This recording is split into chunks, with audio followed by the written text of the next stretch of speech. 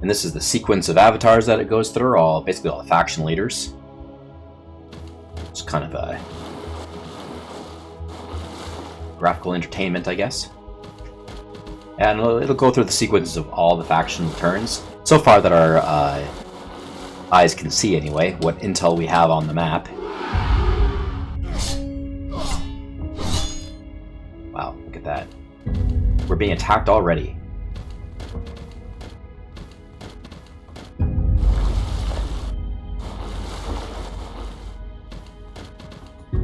That's Korkia.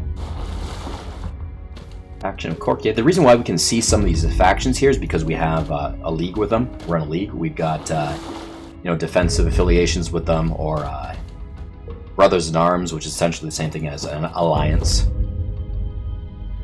And we also get to see a little bit into some of their neighbors, like a few tiles in, because whatever basically our allies can kind of see, we can see. We get stretched out intel. All right. So this fleet down here, what do we want to do with this? Can we do something with this right now?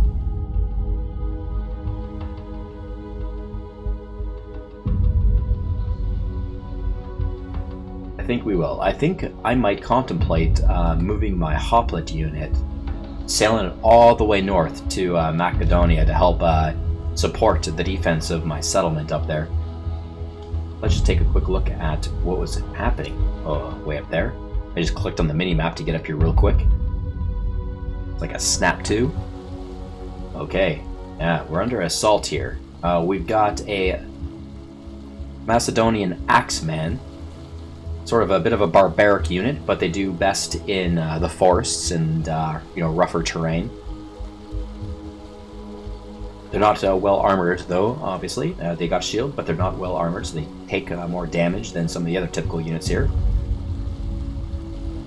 Okay, so let's click on the Peltis unit and see what kind of damage it took there. Yeah.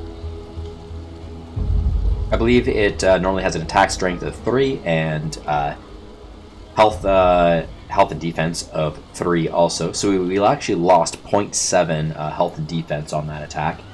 And we lost a little bit of attack strength too. Now, generally when you're defending against an attack, you take you should take more damage on the health and defense, and not very much damage on your weaponry, like your attack or your attack strength. Now, when you attack, on the other hand, if you're attacking an enemy, you could. It depends. It's varying how much health and defense, or I don't know if I want to say defense when you're an attacker, but health and we could say defense or armor. Health and armor factor how much damage you will take with that. It's hard to say when you're attacking. It depends on several elements. But you have a tendency to lose more of your attack strength when you're attacking. So your weapons will, break a little easier or a little more than the defender. And that'll just get spent a little bit quicker. So when you're attacking, for y'all to remember, when you're an attacker and you're attacking, you're gonna lose a little bit more of your weapon or attack strength by the end of that attack.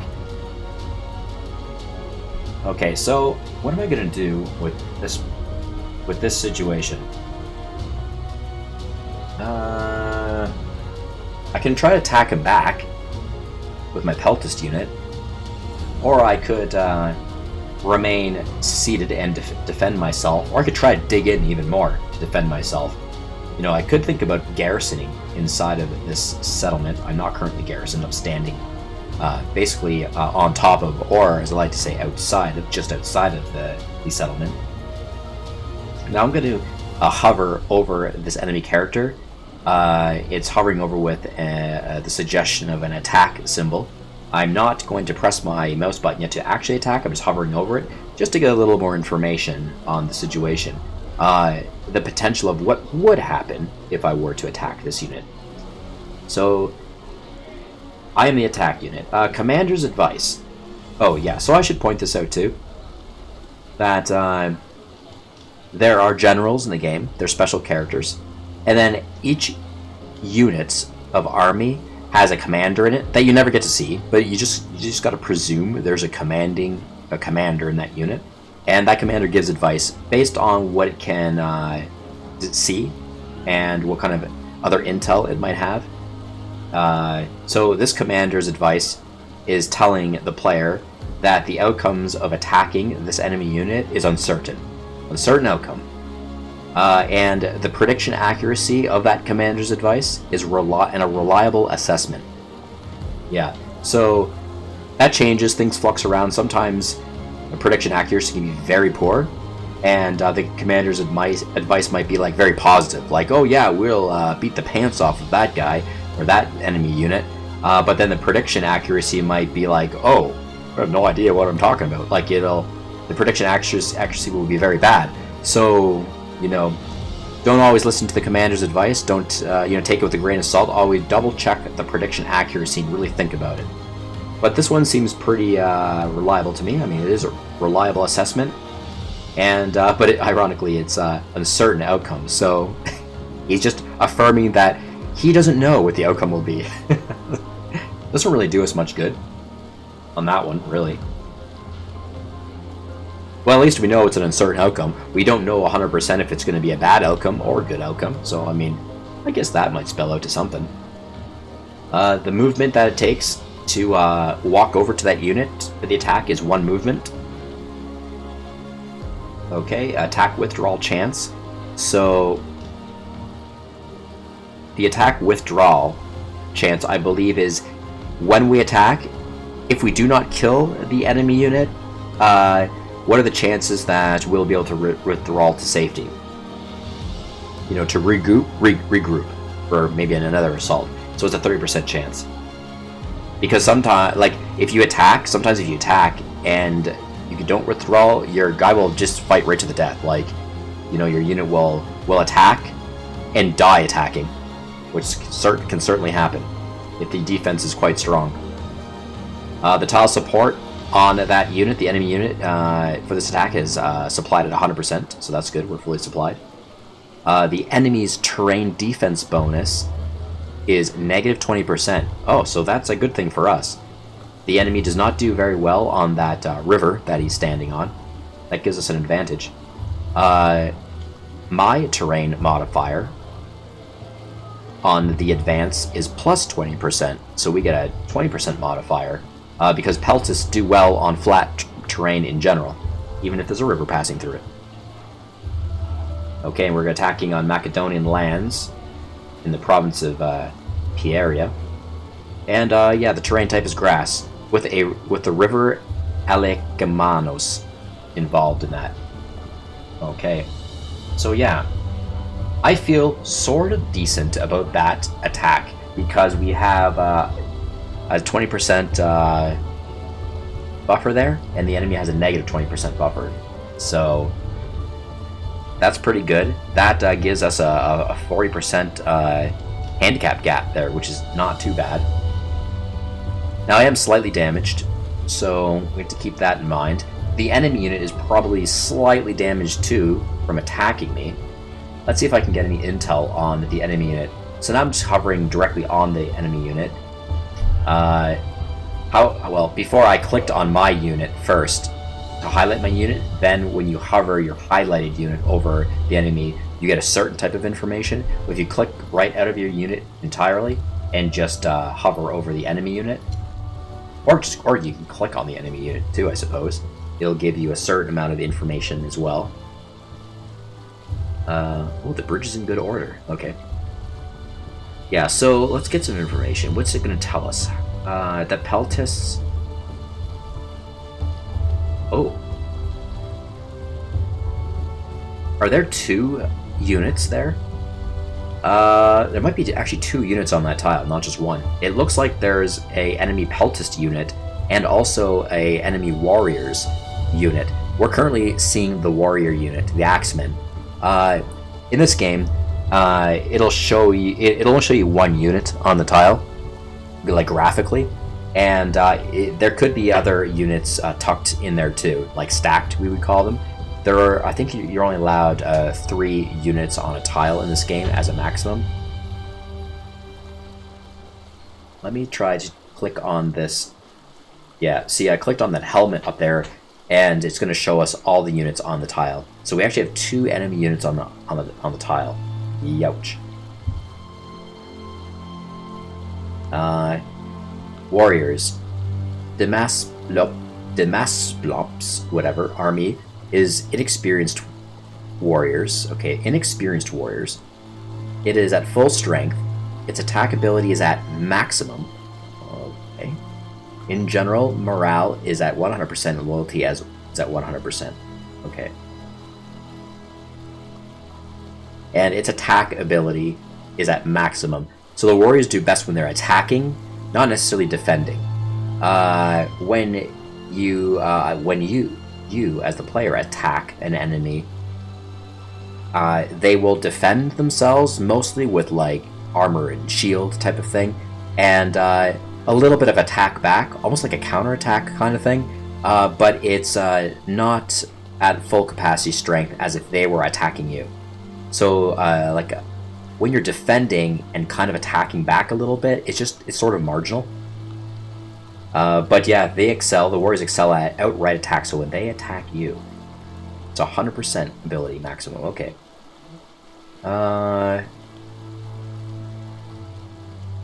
Turn cost. Oh, that's cool. It even tells us how much maintenance that enemy unit is required with its faction.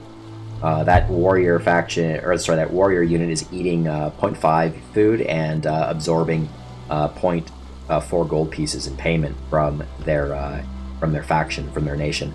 But it doesn't look like the peltist is paying anything. It's just blank. So, well, that's kind of strange to me. I would expect some maintenance costs to be there. That's peculiar to me, actually. I wonder why that is. That is actually confusing me. Maybe there's some kind of a specialty of some sort where maintenance doesn't have to be paid for various units, or this unit. I'm not sure exactly. Oh, that's bizarre. I'm gonna have to look into that one. Anyway, the peltists. Ostethios' army is inexperienced peltists. Okay. It sustained small damage. Its attack ability is reduced somewhat. Its general morale is at 100% and loyalty is 100%. Yeah, cool. So that's kind of in real time. Like, it kind of gives you a quick synopsis read on how that unit is presently doing. So the more damage it takes, you know, that that paragraph will change, right? And if it's full health, you know, that paragraph will change. It'll read differently. So that part I think is really cool about this game. I've actually never seen anything like that before in a strategy game, like a war strategy game. So yeah, you can click right into the enemy unit to get as much information as you can on it and see what the health and conditions of those units are. We can also see the numbers there too. With the peltists, yeah, I believe they are 3 in attack and 3 in defense. So you know, they've reduced a little bit in some point value there. They still have retained their full movement range though. The warrior is attack of 3. I believe they are also 3 and 3. 3 attack, 3 health and defense. But we are not privy to some of that information. We don't know their movement capacity right now, nor their health and defense right now. Our intel's a little weak there, and that's fine. That happens. You know, intel is very subjective in this game. It depends on a lot of things, and I think there might be a little bit of a randomizer in it too with commanders. Okay. Oh, it does give us a health thing here. Health is 100% for the warriors, but a little bit diminished for the peltists. So I feel like graphically it looked like the warriors were attacking us on that on the turn procession there. But that's just the graphical lead. It doesn't necessarily mean that's the unit that's attacking. I know that sounds kind of confusing. Yeah, it is, I guess, because, you know, the graphic. But it was actually the peltist unit that was attacking us. They're the ones that took a little bit of the damage, as we did, and their health is the one that has degraded a little bit. Now, which unit attacks you firstly, or in what order? I could never understand in this game. Like, do they attack together, you know, as both units? I've never really understood that, because when you attack, you attack with what appears to be, I almost want to say all the units that are on the tile. Like, they all attack at the same time, initially anyway. Like, they all go in for the attack, but only one of those units actually does the forward attacking. And only when that unit, I feel, is expunged or defeated, will the second one step up. And it could step up within the same attack turn. That is how I envision it, and I think that's how it goes. But yeah, it's a little bit confusing. But when I look at it that way, maybe not so much. Okay, we're going to exit out of that. Now, if I'm going to attack this unit, or these two units on this tile, again, I don't know who I'm attacking first. Like, which unit is going to be attacked first? Will it be the Peltast that is going to be the first line of defense, or is it going to be the Warrior, the Axeman? I have no idea. Who knows? It feels random to me. That's just how the game was made, so for now.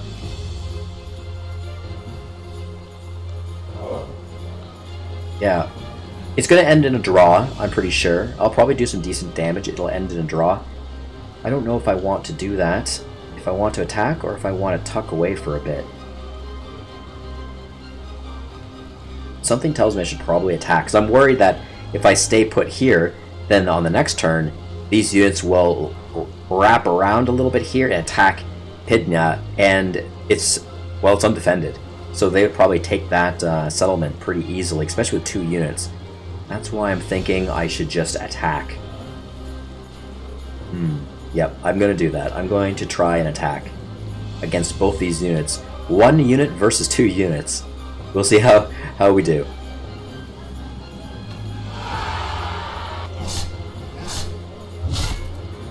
Okay, we did take good damage there. Oh, we were actually defeated. We didn't die. Our unit did not, it wasn't destroyed. But we took damage. Here's the battle screen, the battle menu. Kind of gives us an impression of what just happened in that battle. So, the Macedonian army here actually had two skills attached to it. And we don't know if those skills are attached to just one of those units right now, or like one unit or one unit each, or both. We just don't know. But as a collective, you know, they have these skills in defense and the scout skill. There are okay, 700 soldiers left, I believe. Oh, they have 50% defense bonuses in that battle. See, that information we could not see on the map overlay, like we couldn't see it on the map.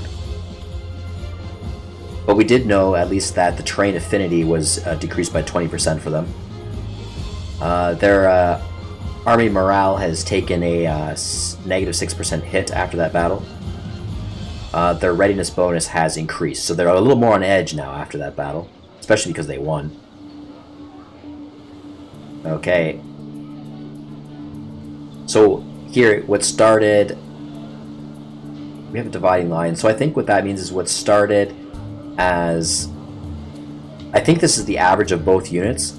So the average of both units is 3 attack score, and probably it would have been 5 or 6 health originally, but now it's done 3.6 between both of those units.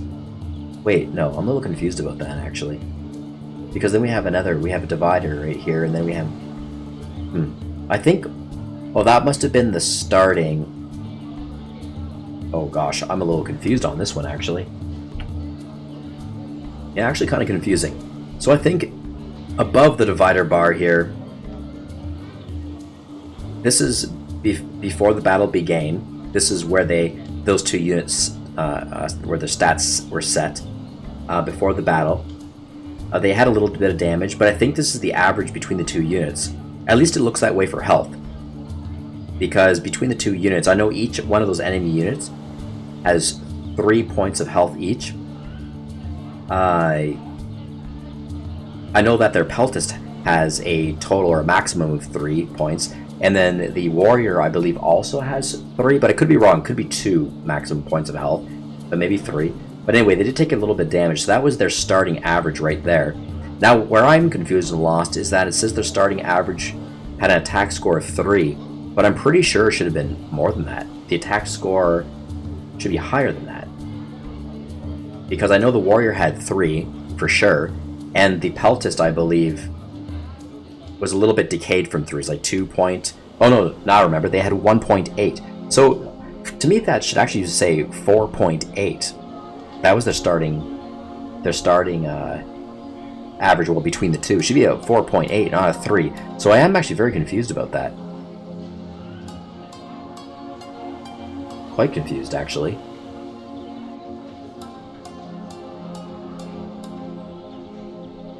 Unless it means I only attacked the 1 unit, so I was attacking 1 unit that had... whichever unit it is, the enemy unit it is, I don't know. But I was attacking one of them that had a 3 attack strength. And then we're just digging into their health. But not just their health, it would have been the collective health of both of those units. Wow, quite confusing. Quite strange. I've never really understood how it works, how the calculation works when it comes to battles. It's very complex and nothing's really spelled out here. Anyway, but I do know that underneath the line, this is the after effects of the battle. So what started out as a 3-point might for attack and 3.6 for health has decayed into this now, 2.6 and 2.2 respectively. And they also took 183 casualties out of the 700, so that's how many of their men actually died. That's their side, and then our side, or my side, over here. Yeah, very confusing. So, see, up here, on both of them actually, here says 2.8 and 2.3. Okay, I know those are the starting stats of my peltist unit. I understand that. And then down here, I'm wondering why it says 2.6 and 2.1 now. Why did that change? Why is that there? Attacker's health with all defense bonuses before the battle.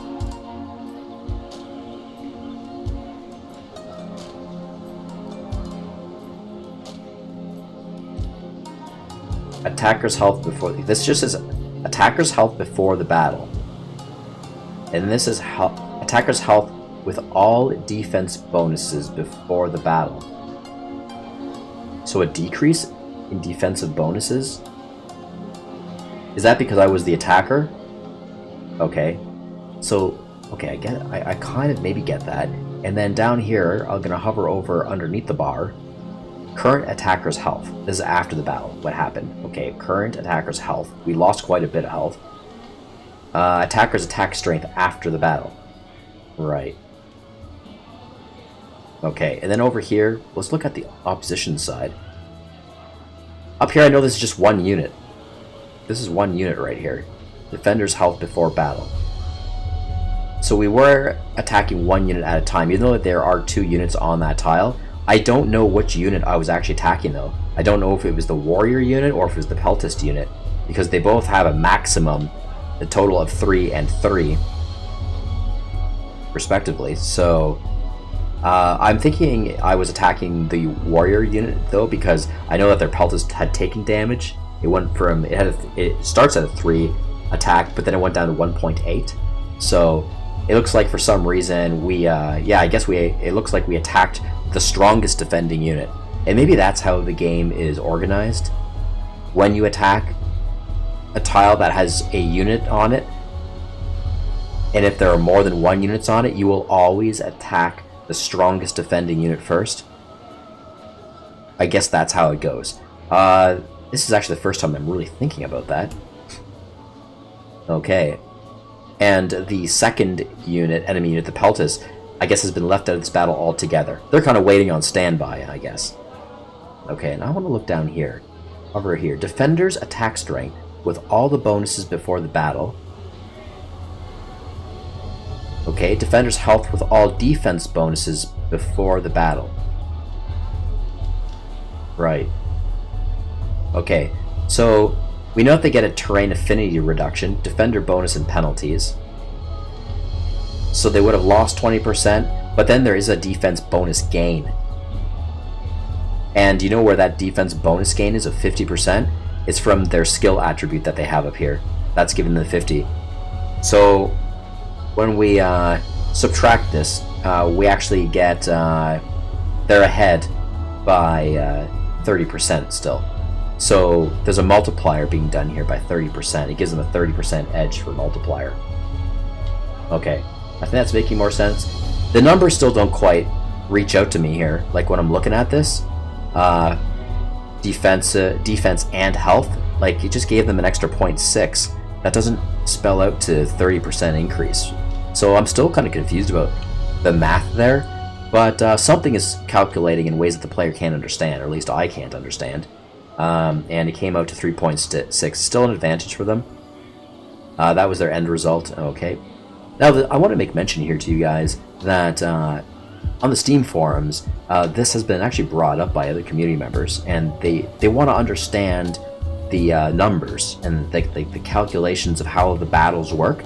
They want to know more about it so they can make better assessments of the battles or understand the outcomes of battles better. And basically the developer of the game said, oh no, that we do not intend for that to happen, to be allowed. They want a level of ambiguity in it, where we don't really know, we can't follow the numbers, where we can't track what will happen.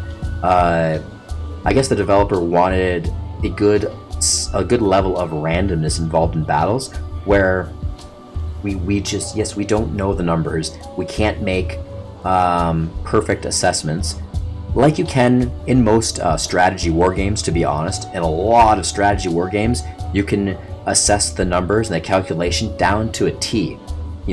Games such as Total War, as an example, games such as Civilization 5 and 6. I mean, those are some key examples right there. And it does take away a certain amount of, the thrill factor and the roll of the die factor. Because in reality, battles aren't pitch perfect.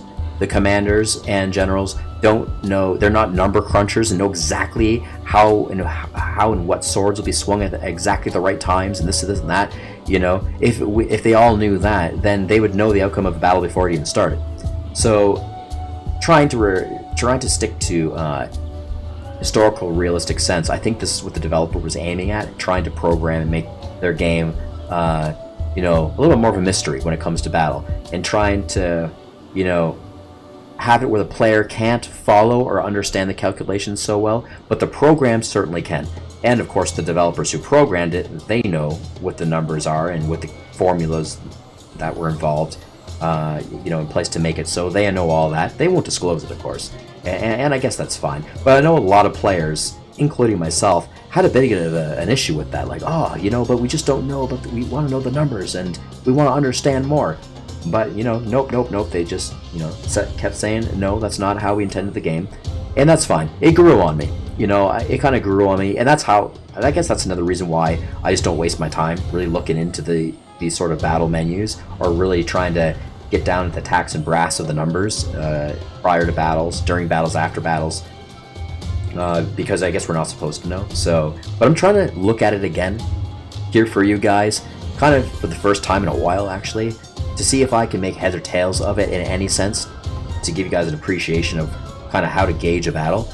And, well, I'm doing my best. This is the best I can kind of do anyway. But they give us a little bit of stuff here to kind of work with. And I'm trying to look at it very closely. So we don't know the calculation formulas and how they're attributing the bonus factors or the handicap factors to units. We just don't know the math in there. But we can be rest assured that it does aid. There is some sort of a buffer assistance to it, or a debuff, depending on what you're looking at, such as the terrain affinity. So yeah, okay, we'll go with that. And what else did I want to mention? That, oh yes, the developers had also mentioned, it's more of a feeling they wanted combat to feel more like a feeling when you go into combat. Do you feel lucky? Do you feel like the numbers might kind of work out based on what you're looking at? The terrain defenses, your general understanding of the skill attributes that your unit might have. How many units are kind of on that tile versus whatever. The morale level of your army in comparison to your opposition. The experience level of your army before going into battle. What damage it's already sustained before going into battle. All these things, they want you to kind of get an impression feeling about it, and then try to listen to maybe the commander in charge of that unit and get a bit more of a helpful kind of nudge in what might be the right direction on how to scope a battle before you go into it, and then make your call. And fingers crossed at that point.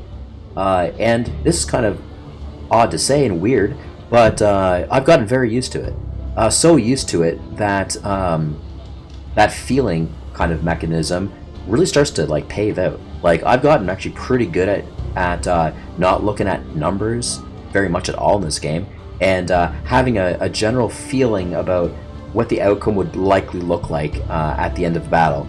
And generally, I'm fairly correct about it.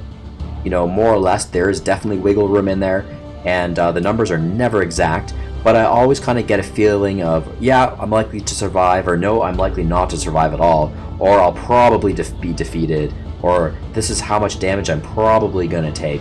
I'm pretty good at estimating those, that general feeling. I don't want to say values, but the general feeling. You'd be surprised how it grows on you through trial and error in playing in this game.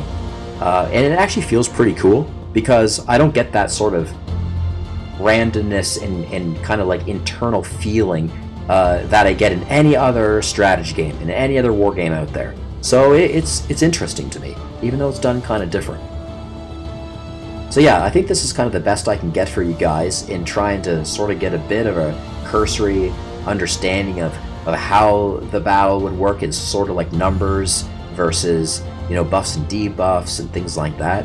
But yeah, the idea is not to know exactly what those values will be in the numbers. Okay, I'm going to exit out of here. Defeat. Our chances were slim, but we did what we could. Okay. Now, it snapped us to the next unit immediately. This is what it does after you execute all of the action points of one unit. You can unlock out of the next two unit, and you can go wherever you want on the map. For me, I actually want to go back to the unit that I just left. Let's kind of swim up there again. Okay. Yeah, I want to just take a look at my battered up unit just to see what happened from a map view. He's pretty bloodied up. Let's click right into him. Oh, my Peltus is consuming 0.4 gold and is eating some food there. Okay. 210 soldiers left. And yeah, wow.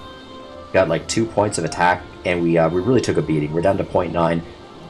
So this unit is almost dead, actually. Unfortunately. That's not great. And the opposition side has switched to a Peltist. I don't know why. Before it was the graphical image of a warrior. Now the second unit took graphical precedence.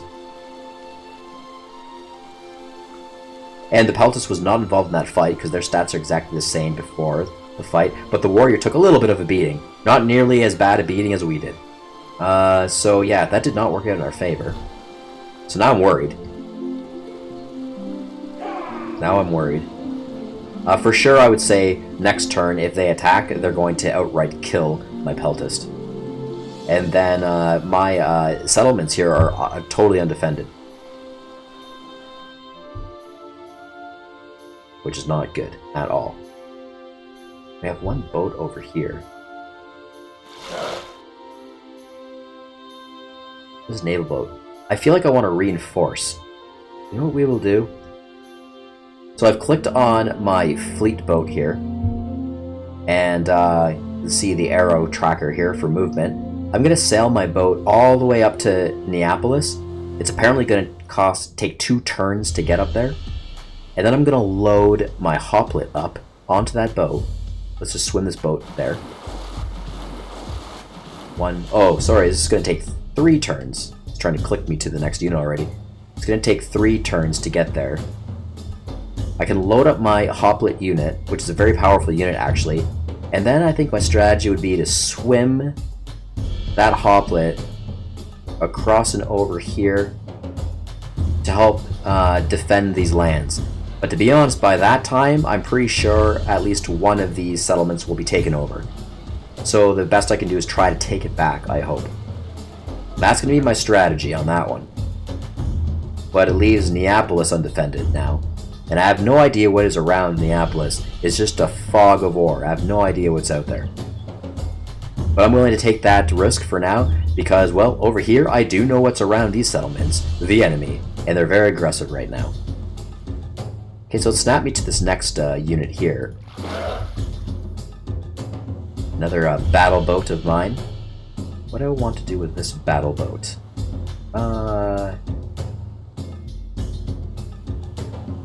Let's kind of scroll out the map here.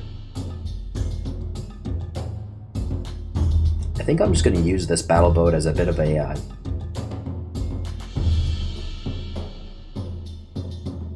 like I want to defend the seas because I have islands out there. Let's tuck this boat right in here for now, right by Sestos. Sestos is having some problems. I just want to tuck it right in here, and I'd like to be able to see a little bit more in this area of the map. And thanks to the military vessel. Kind of want to see what's across the strait there. Okay, so now it's asking me what I want to do with the hoplet unit. And he's just going to sit tight for now, actually. For now, while I'm waiting for the next 3 turns, I'd probably put him in fortify stance just in case some enemy out here comes by, because I know I'm right in between the lands of both of my enemies. The Macedonians are up here somewhere, and the Odrysian kingdom is over here somewhere. There actually might even be wild tribes too. Who knows what's in the fog of war? Sometimes it's wild tribes, especially up in the north. Or I could try to do some training, some skill training. Maybe get myself a little stronger for when I go over to try to defend my settlements over there against the Macedonians. Let's take a look at the training and see how costly it is and how many turns. That's actually very nice. All of these only take one turn to learn. If I'm lucky, maybe I can learn all of them before the boat gets here, or at least 2 of them. That'd be very advantageous. But when I get to those settlements, I'm pretty sure I'm going to be in all attack phase. Like, I'm going to be trying to kill those 2 units. I'm going to be trying to take over at least 1 settlement by then. I'm sure they're going to take a settlement while my boat is trying to get to my hoplet.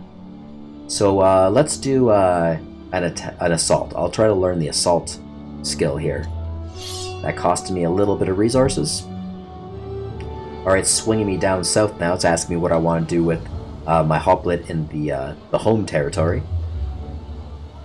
Now, I am almost debating to bring this hoplet up north too, to help defend the northern lands, because I feel so naked up there right now. I'm going to click out of this just for a moment.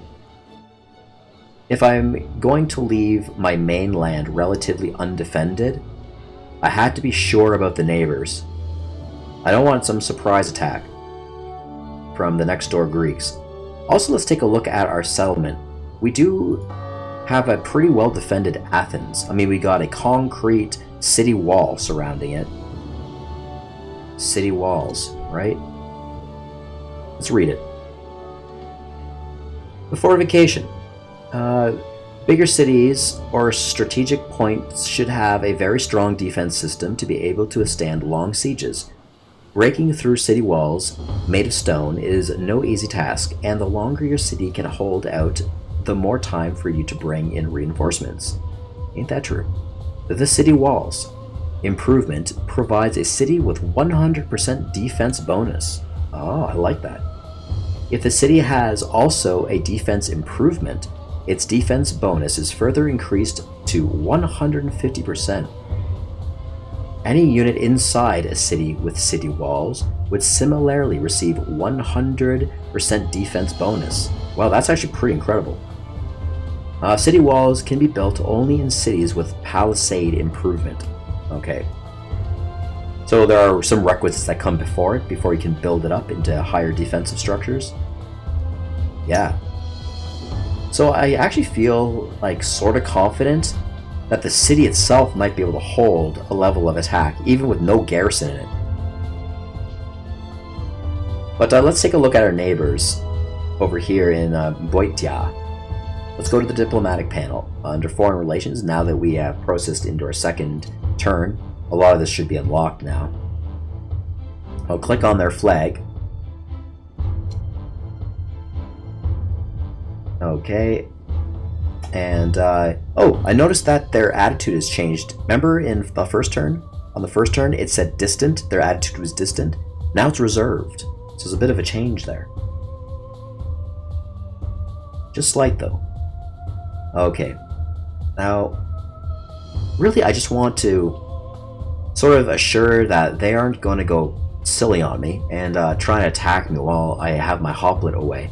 And they may notice that my hoplite moved away from Athens, because I think their line of vision, they have just enough vision to see Athens, so they will know that I have moved my hoplite off of that off of my capital. They won't know where that hoplite went, probably, but they will know that it's not there anymore. That might be just enough to entice them to want to attack, because my land is very ripe and very near for them. I have a lot of resources on my mainland. You know, it's packed pretty healthy. It's green. It's fairly green land. And Athens is a high population capital right now. So, yeah. What do I want to do with this? Well, the best thing to do is to try to work up a trade. Yep, it is unlocked, so we can press the plus symbol here. Go into the trade and negotiations window. We're looking to get a trade treaty signed. Now, on the left and right side, you'll see what they're recommending from us, and what we would like from them. What is recommended, anyway? Recommended to offer. So the AI that kind of works with us, us as the player, and the nation that we control. The AI kind of gives us a little bit of helpful hints. So the AI is recommending that we offer food, iron, and wood. And it's saying that only because we have an abundance of it, which makes sense. Or we're bringing in a decent amount turn by turn. We have no worries about going into that resource attrition. And the same with the AI of the other faction, Boitia. They're recommending sorry, it's not the AI of the Boita, it's the AI that belongs to our faction nation of Athens. It is recommending that we request slaves, gold, and coal, because the AI feels that, you know, we need these resources. Maybe we're running on a little bit of a shortage of it. You don't have to listen to this. You don't have to take the recommendations. I usually do almost all the time, though, to be honest. Sometimes I don't. But yeah, it's your call. So, yeah, gold would be good, because gold helps to maintain current army units. Also, it can help purchase new armies. And I feel like I'm in a shortage of army units right now. I got some strong units, the hoplites, but I don't have many units to cover all the bases and grounds of my, you know, vast island territory. So, yeah, slaves. Our slaves are kind of okay. You know, I may not need that. My coal is doing okay. Coal is used for your workshops. It's used to help run your blacksmiths, basically. And the more coal, if you have coal that can assist in blacksmiths for your mines, your production value will increase. Always a good thing to have coal. Always a good thing. Okay, I can offer food. Oh, hey guys, I just noticed this. Ah, there we are. We get a little more information. See up above, I'm pointing to the upper resources. I am hovering over them, and it is breaking things down a little bit more for us. This is what I was looking for before. It wouldn't show us this on turn 1. It was, I don't know, locked out or not functioning. Probably because the game hasn't really calculated anything yet, because it was turn 1. So there we are. I knew it, because I've been playing a lot of the DLC lately, and this is always here. So this is why. So now we know. Now I know. Yeah, I just noticed that. See how it says food there? And then just below it, it also says last turn surplus and loss, which is always helpful. So it's saying we're bringing in plus 48 food units per turn, which is very good. That's actually very good. You know, when it starts to get close to 0, that's really not good. If it's negative, that's very bad. That means your people are starving. Yeah, so we have a surplus of 48. Not only are we feeding everybody, but we got this surplus, which is really good. We certainly have the ability to trade food.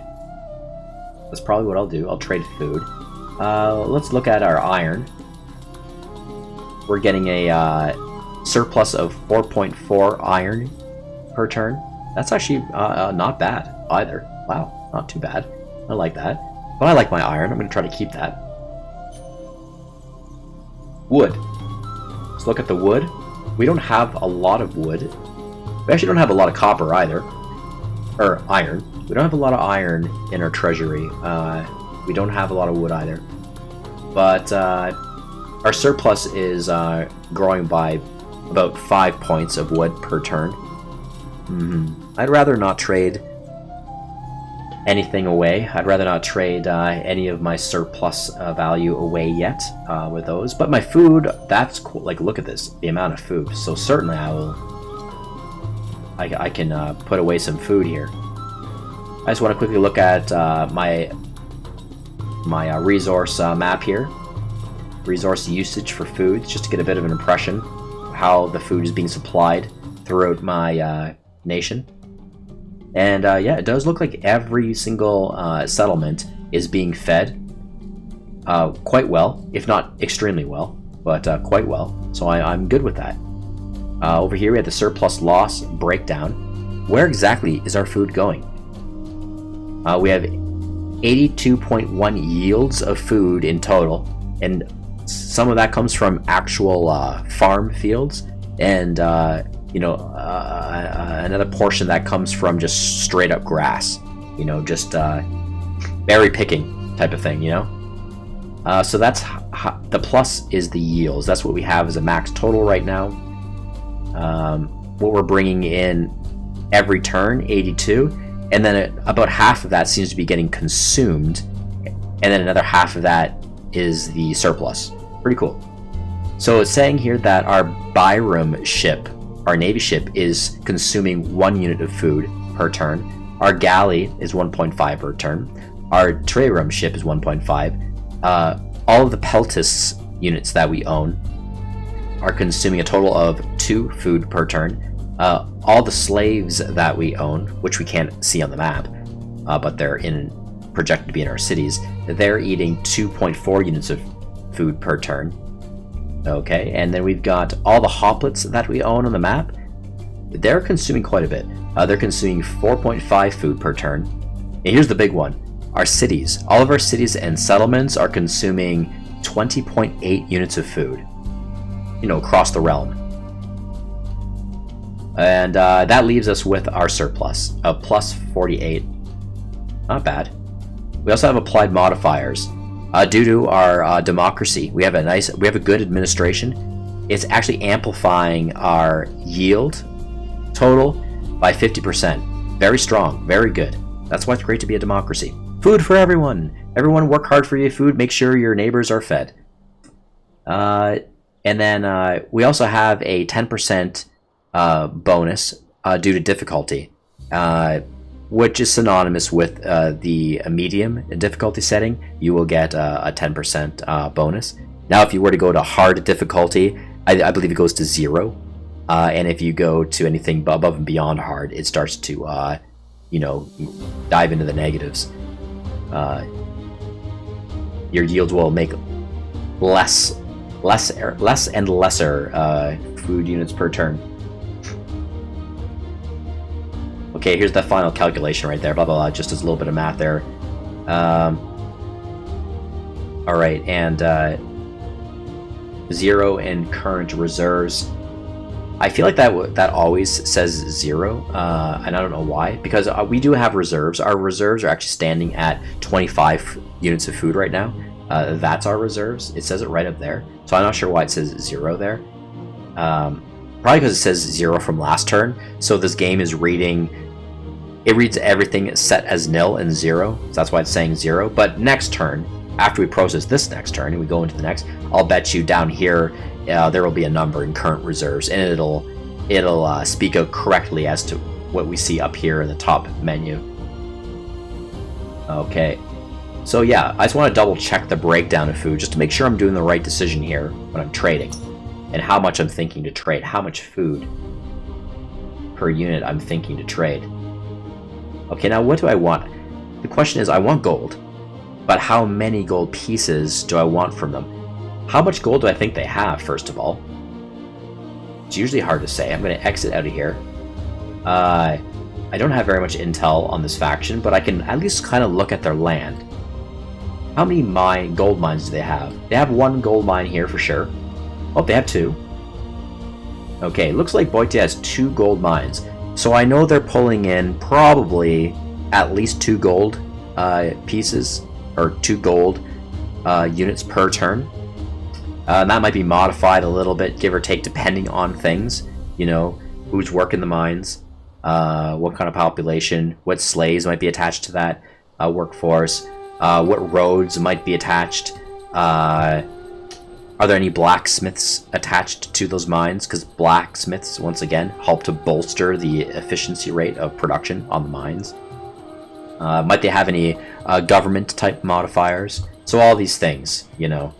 Sometimes even certain upgrades that are completed in the nearest by city next to a mine can have upgrades that boost the production of that mine. So all those things we don't really know a lot right now. Do we have any intel on them? Sometimes if you click on another faction's town, you might get a little bit of a read on it. Yeah, see, it's all mysteries. We don't know anything. We know they have 6 citizens here. We don't know a lot. Now, if I were to send in a scout or like an embassy agent, there's like what's called like an embassy agent in this game, almost like a scout. They can do certain things. You can scope out some territory and get a little bit more sense about you know, any opposition land. But we don't have that going on right now, so we're kind of left in the dark. But at least I know they have two gold mines, so probably roughly about 2 gold units they're receiving each turn. So with that knowledge, I'm going to try to ask them for just that. I'm in the this is the trade menu again, but this is where the scroll list is.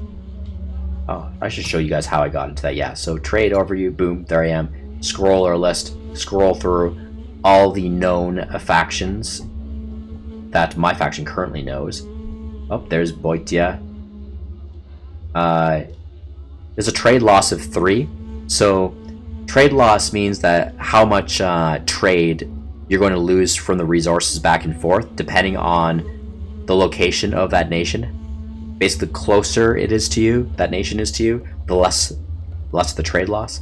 You know, are there any pirates in between the both of you for waters? Are there any highway robbermen, you know, between the two of you? That kind of thing matters. What is the terrain type like? You know, that can interfere with trade loss. Are there enemy factions nearby or in between the two of you? That certainly matters. So yeah, there are certain things that matter when it comes to trade loss. But this is very, very good. A 3% trade loss is like pretty much the best you can almost get. So yeah, whatever we trade, I'll only actually be receiving 97% of it back per turn. A little bit of a loss there. And the loss is done in decimals, pretty much. Like decimal by the unit. Okay, so back into this. And I'm going to ask them for 2 gold. So that's how you do it. There's a clicker. There's also a slider bar here. You can slide and see all the other resources that you can ask for. Like, so don't forget about the slider bar here on each side. I'm under Boita, so this is where you ask them. You click on the resources that you want from them. You ask for, so 2 gold, and then you offer. I will offer them food. How much food do I want to offer them? Well, I have a lot of food, and I definitely want to make sure the trade is strong with this nation, and I think I want to give them a good deal, because I want them to keep trading with me. I want them to like trading with me, even though they're probably not keeping very much gold for themselves per turn, which I don't think they're going to like very much. But if I make this trade really good for them, they might put up with it, right? And it keeps the relations improving slightly the longer the trade goes on for, turn by turn. So I'm going to be pretty generous, and I think if I give them a good, solid...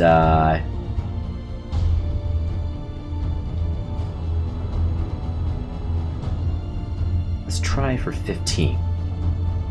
15 units of food per turn. I'll say okay to that. I will attempt to offer them 15 units of food for their 2 gold.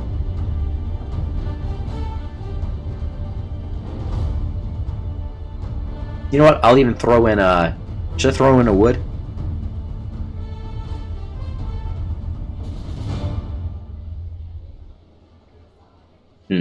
No. I'll just try the 15 units of food. And we'll see if they agree and say yes to that. If they don't, then on the next turn I'll offer them another deal. I'll increase it to 20 units of food.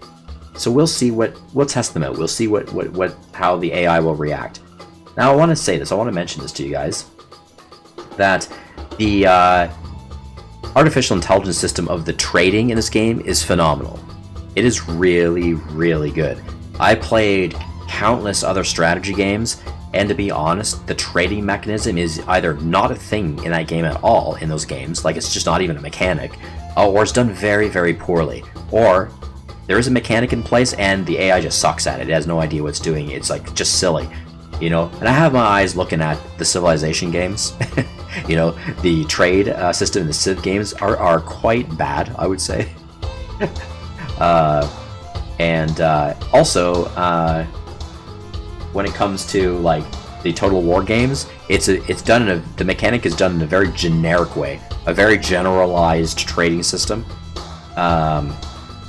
So yeah, boring, you know. The Europa Universalis games by Paradox, if any of you guys play that, the trade system is rather poor in those games too. It's interesting, it's done a little bit different, but it's odd to me, you know, and you don't quite feel like you're in control or power of the trade. This game, I really like it because you feel very much in control of your trade, and you feel like the AI are hard bargainers. They you know, they're frugal. They can be frugal. They know what they want and what they don't want, depending on what's going on in their own realms. They're smart, and also on top of that, they know how to bribe you if they want to. So if the AI wants to get on, if an AI faction wants to get on your good side, they will actually give you decent deals. They'll try you out. They'll try you out. Whether, you know, they'll try to scam you and try you out sometimes, or they'll give you gifts. Sometimes they just give you gifts right out. They don't even actually trade with you. They just say, "Hey, take this for free. like us more." You know, it's great. It's the best I've ever seen by far anywhere in any strategy game. So kudos to the development company for that. The designers, like, absolutely wonderful mechanic and idea. It works very well. The AI programming in this game is actually, in general, is very, very well. It's done very well. Yeah, even with the battle systems. And we'll get into battles a lot more as we play through.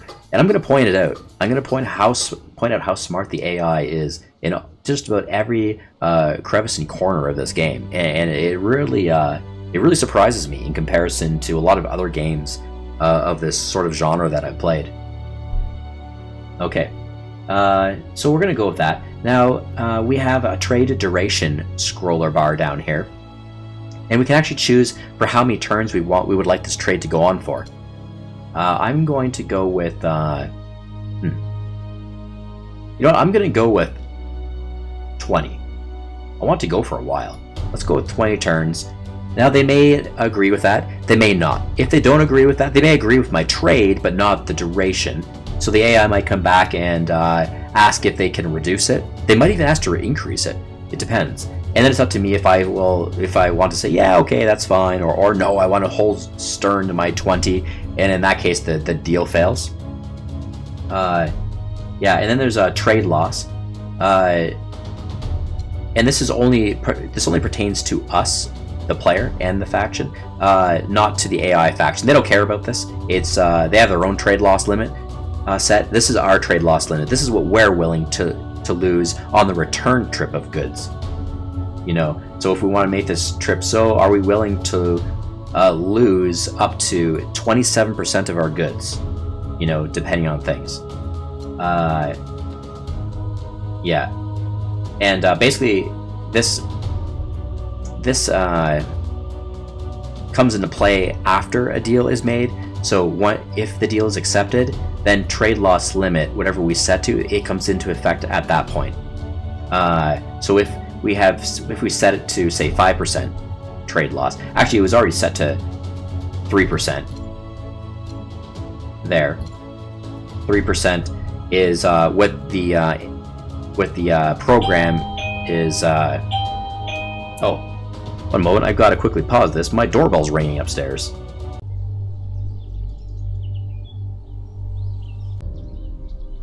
Okay, I'm back. Sorry about that, guys. Package delivery upstairs there at my other door. All right. So yeah.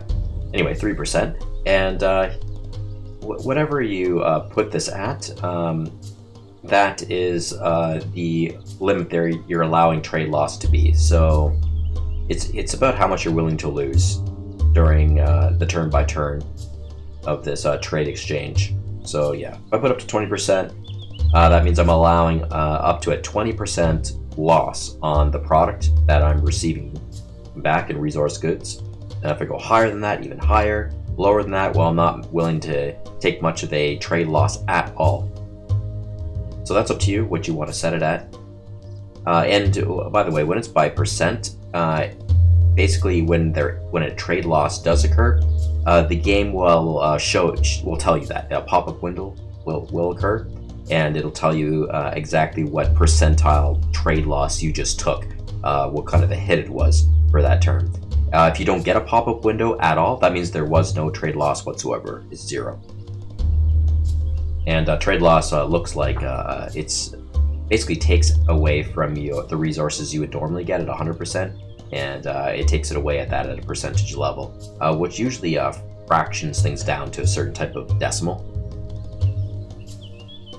Sometimes a whole number, like you might lose an entire, just 1 gold piece, you know, but usually it's a decimal. It's like, you know, based on the percentile, you'll lose 1.2 gold pieces, or 1.7 gold pieces, or, you know, 3.5 gold pieces, something like that.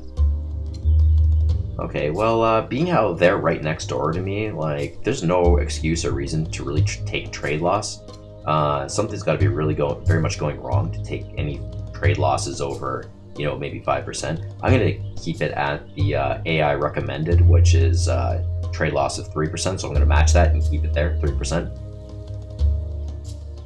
Okay, now to get to trading. So, I'm going to give them food, and what I want from them is gold, I think. How much gold? Well, I know they've got the 2 mines, once again.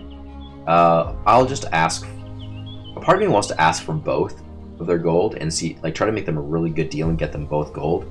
Because if I can keep their gold, like their domestic gold, reduced, that means they are not using their gold. They're going to be kind of tight for gold. And gold helps to buy some building structures. It especially is used to help skill up units.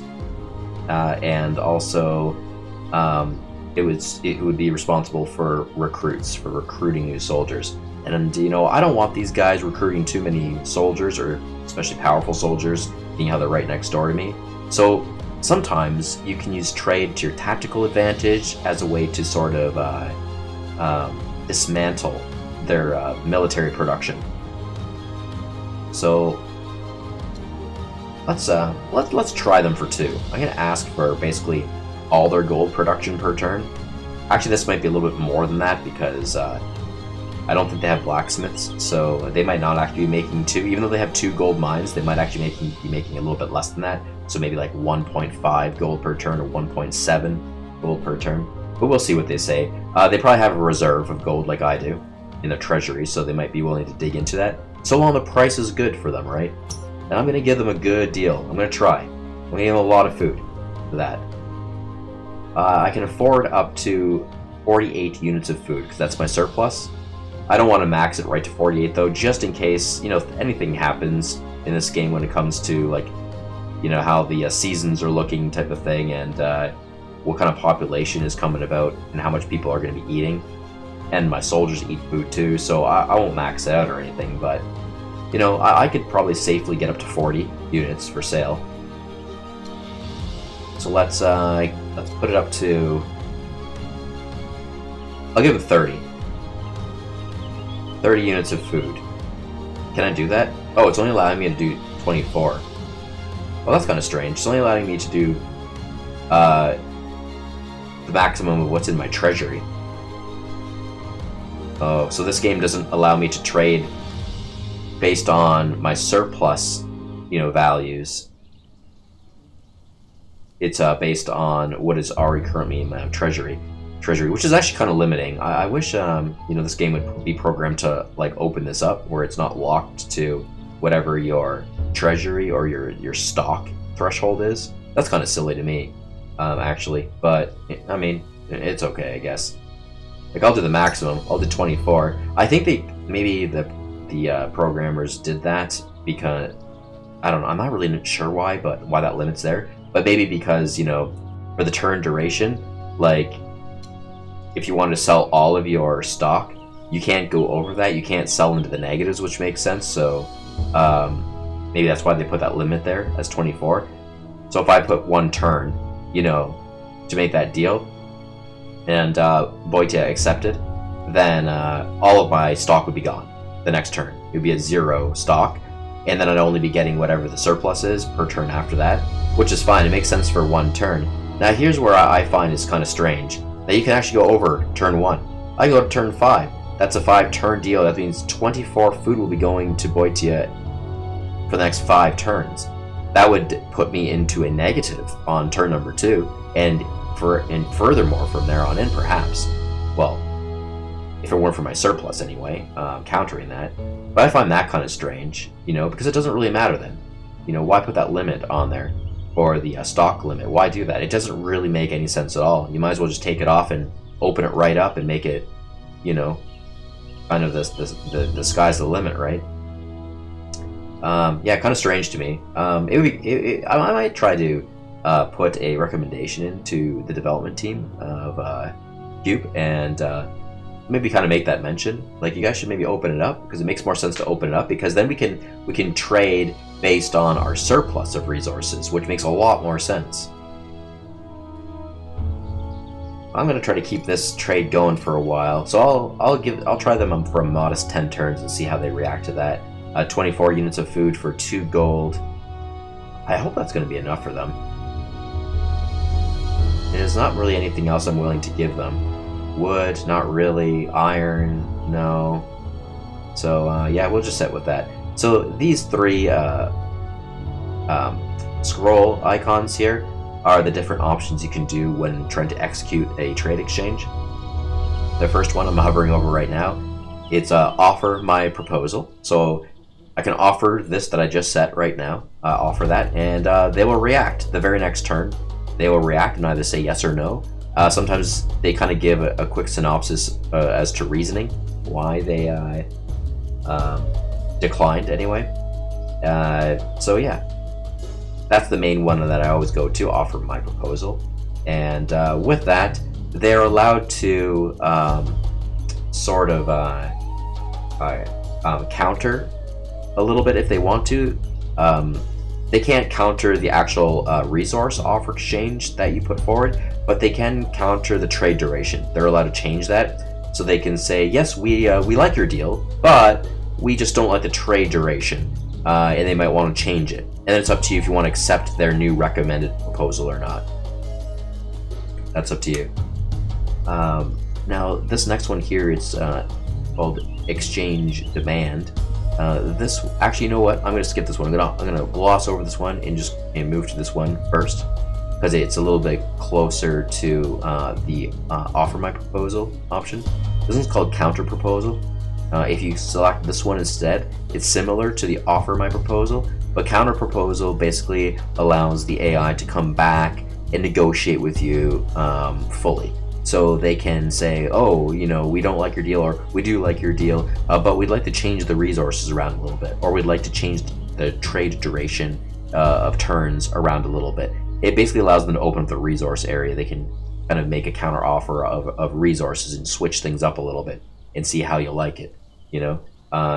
It's a little bit more back and forth there between trade negotiations. So that's the counter proposal, which is pretty cool, actually. Sometimes I do that. I do this mostly if I want to be more open-ended with trading with somebody, you know, especially if I'm a little unsure they'll actually take a deal or not, and I really would like a deal, some sort of a decent deal very soon.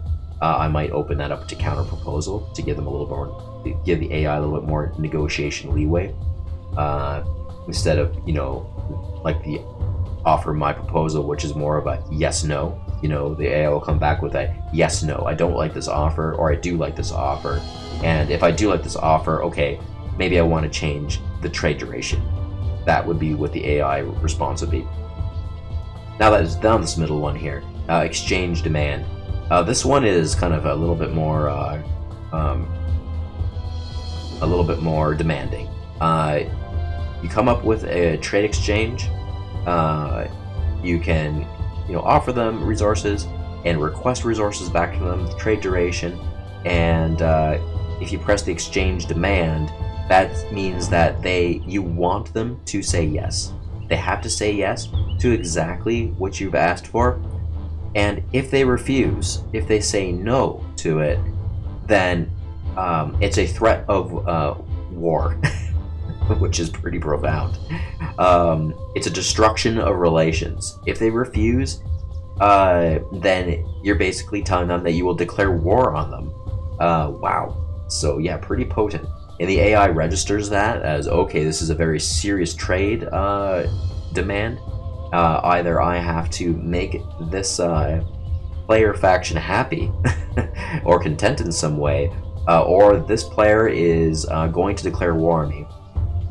Actually, I think it's automatic. I think if they refuse the exchange demand, the game will automatically declare war on you on that turn that they refused. So, boom, it's done. Also, you can, with the exchange demand, it doesn't have to be an exchange necessarily. Same with trades. It doesn't have to be an exchange. You can just ask them for something. You can just ask them for resources and give them nothing back in return. That's considered like a gift from them, like you're wanting a gift from them, or a demand, like a tribute demand, sort of. Not demand, I don't want to say demand yet necessarily, but like a tribute from them.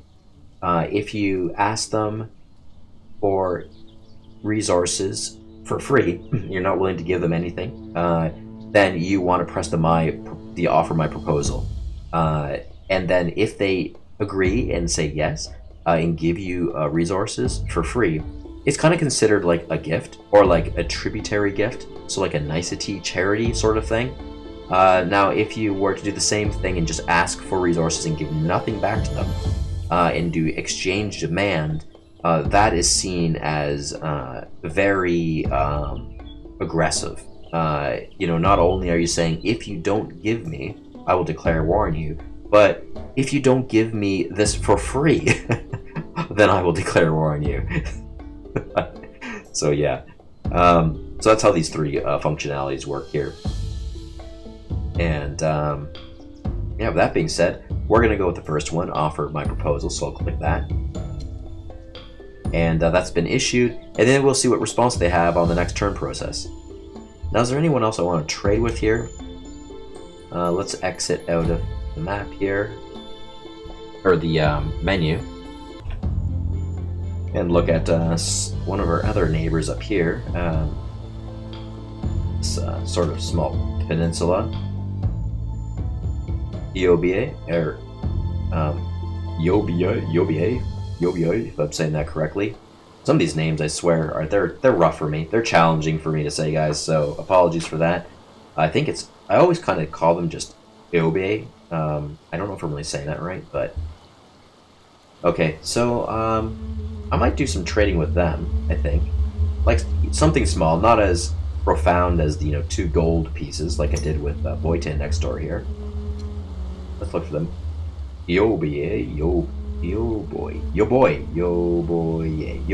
I'm just gonna keep saying Yobie because I think that's probably how you say it.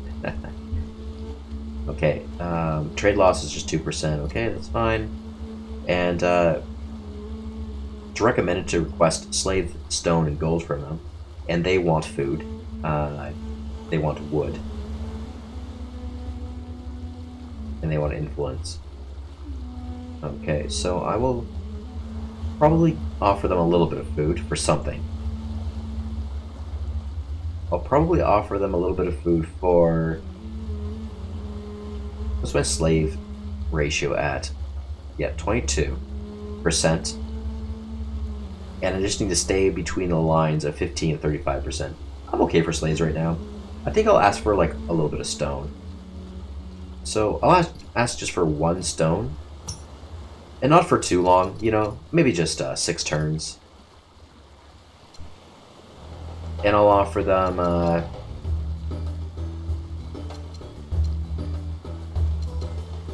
I gave 24 food to Boytia.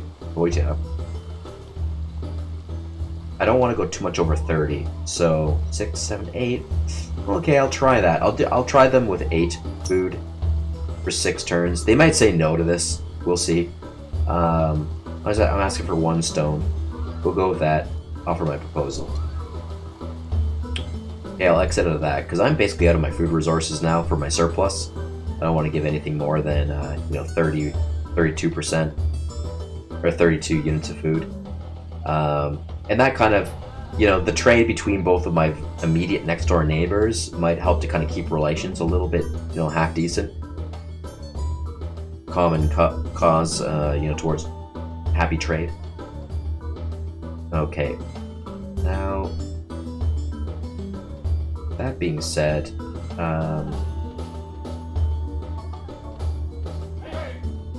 let's do something with the settler here.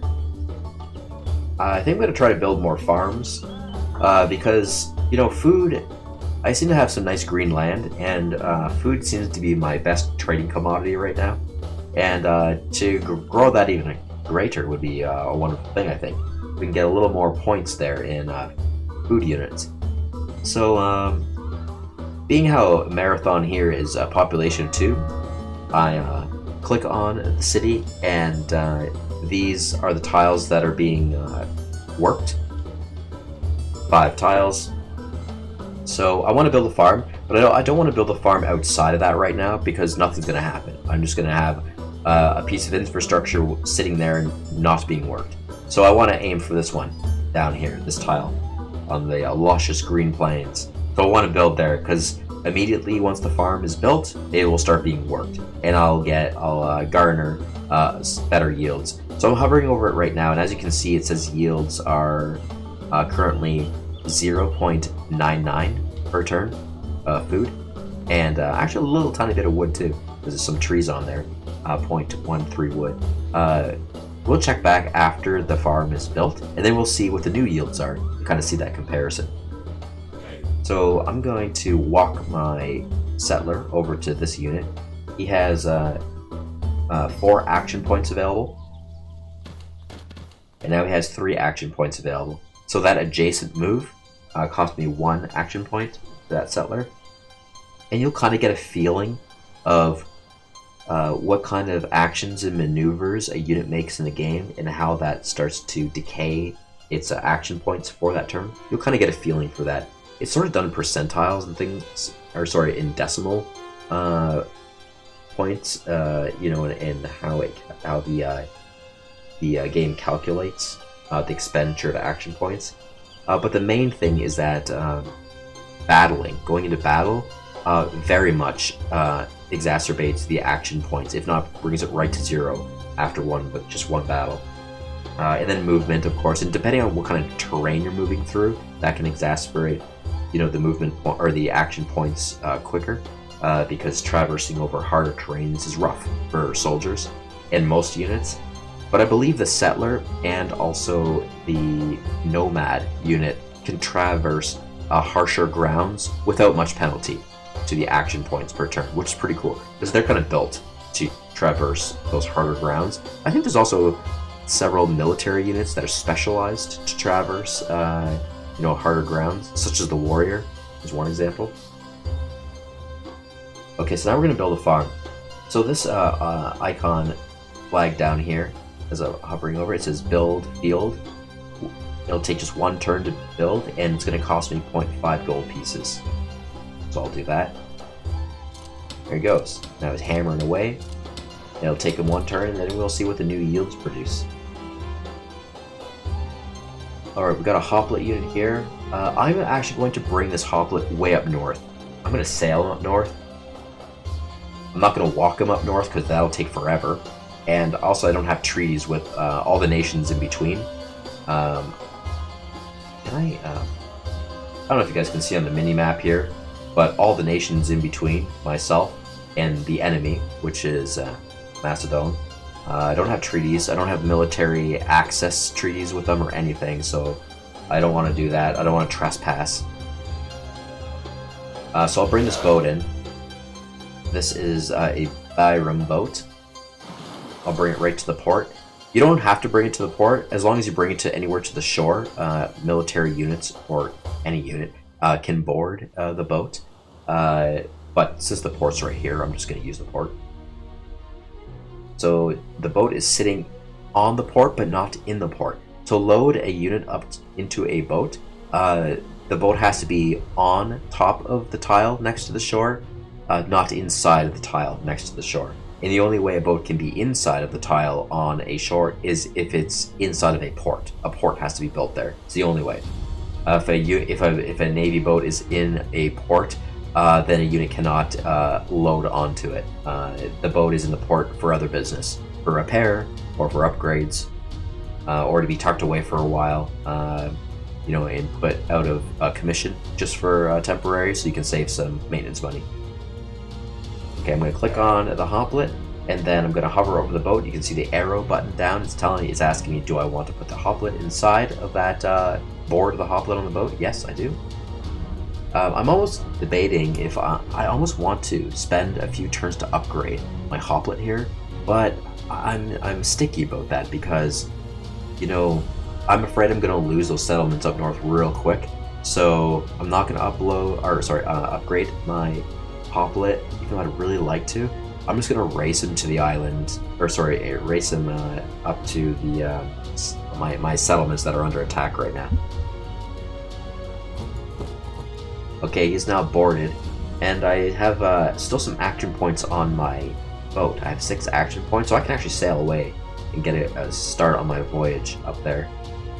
You can see the direction navigator for travel is there. The 1 signifies 1 turn will go by. The 2 signifies 2 turns will go by, so it kind of gives you an idea of how long this travel will take. And I'm going to scroll out here, the map, and go all the way up north to the hot zone, as I'll call it, where my settlements are currently under attack. So I'll just go right in the middle, and I'm going to unload my hoplite at some point, either in Methoni or Pydna. So let's execute that movement, and the boat will start going until it maxes out its action points. There we are. So its action points are now at 0, and that's where the boat is stopped for now. And then every turn, it'll automatically resume its journey. I don't have to worry about it because I've already set it. It'll just keep going turn after turn until it finally reaches its destination. Okay, we've got our Peltist unit here. I would actually almost want to bring my Peltist unit up north too. Like, I want to bring everyone up there. All my military units. But I've only got so many boats. So I have another boat over here somewhere, right? Where's that other boat I saw? Yeah, right here. This is a trireme attack boat, like basically the best boat in the game. Well, I have that currently moving to Neapolis to grab that guy. One of my military units there too. Maybe I'll let that continue on. That boat can get there. I guess I will hold back this army here, the Peltist army, Diopetus army. He's currently garrisoned. Now you're allowed to skill up while you're garrisoned in a settlement, or when you're just sitting on top of, or just outside of the garrison. As long as your unit is on a city tile, you can train. So yeah, skill up, train. I think I might try this city raider. Should I do that? I wonder. Upgrade. It's expensive. Only one turn. It's gonna cost me about 6 gold and about 3 copper. I might put a stay on that actually. I'm always thinking to do that, but I don't know. I think I'll put a stay on that, because I might need to build some infrastructure instead with that gold. You know what I want to do? Yeah, Neapolis is already being built with something. I feel like I want to better secure these settlements up here. I'm afraid to build something on it right now though, in case it gets attacked, and it'll be all for nothing. You know, I don't want to start wasting money to build something and then have that settlement taken over within the next turn or two. I'm quite worried about this army right here. I think they're going to eradicate my unit here and probably take over my settlement afterwards, or soon after. I can start building something small in Podide. You're kind of stuck between Chaldiki territory. What can I build here? A trade, a defense. Could do defense. Give a little extra defense. There's the stockade, which are actually walls, and then the defense, like I say, it's just some, you know, some small diggings and setups. But it's cheaper. It's cheaper than building the wall. The stockade down below. So I'll probably go with that. A little defense. I'm not too concerned about Chaldiki creating war with me right now for this settlement, but you never know. I'll do that anyway. Adding building a defense to a city also helps the morale of the city improve, and that city in particular had a very slight morale problem. So building that defense will help reduce that, because people feel more secure in the game, in that settlement. They will feel more secure with its better defense, which is pretty cool. Like the population, the people in the settlements in this game, you know, they get worried about things that are going on around itself. That's what I love about this game. The AI, kind of like the population in the game, has its own kind of built-in AI inside of the cities, and it has a sense of the dangers that are going on around it, immediately around the city, but also kind of a little bit more globally. And the city population reacts to that, and also what you're building, what you're doing for them, what you're building for them in that city. And they will approve of certain builds more than other builds, depending on the needs of the time. You know, either the loyalty will increase of the city or the morale will increase of the city. Sometimes even the overall happiness of the city will increase. Now, you can't see happiness when you click on the city or into the city. You can't see happiness, but you can see happiness up above here, very top of the screen. This is kind of the overall global happiness. You can also see the breakdown of happiness when you go into the menu ledger here for resource usage. They kind of count happiness as a resource, so you can see the breakdown, see exactly what the happiness is in your realm, which cities are more happier than others. Pretty cool. Okay, well, what else can I do here? I think I will... Let's try to build something in this settlement here, Athens. What can we build? Trading... Yeah, that helps to create gold. Makes more money than it consumes. Money is gold. That's kind of cool. The thrift city I'm also kind of looking at. Reduction of maintenance, turn costs for the city, other resources. Oh, and I meant to do that actually. Let's click into that city now that it is turn 2. click into the city. Yes, there we are, guys. I wanted to show you this before I forget. Consumption. So now we are seeing it's active here. Before it was grayed out and we didn't see anything. This is the maintenance cost per turn that you're spending just so the people can live in the city properly. So we're consuming just a little bit of coal, a little bit of copper, a little bit of stone, whoa, and a full unit of food, actually. And also on the flip side, we can see what this city is producing. The city is producing 1 citizen per turn. This is basically births. You know, people becoming born and then growing up and entering society as a workforce. When you actually see the production in the 1 citizen, that means that child becomes an adult and is now part of, you know, working society. We're also getting a little bit of knowledge points per turn, or as I like to say sometimes, research points. We're getting a little bit of influence per turn. Population helps to create influence, which is a resource. And we're getting a little bit of slaves coming in here. Yeah, slaves kind of just come in from wherever. They can walk into the city. The citizens can sometimes get slaves here and there. Yeah, depending on where you're situated in the world map too. You know, it might be dependent on how much slaves come into a city.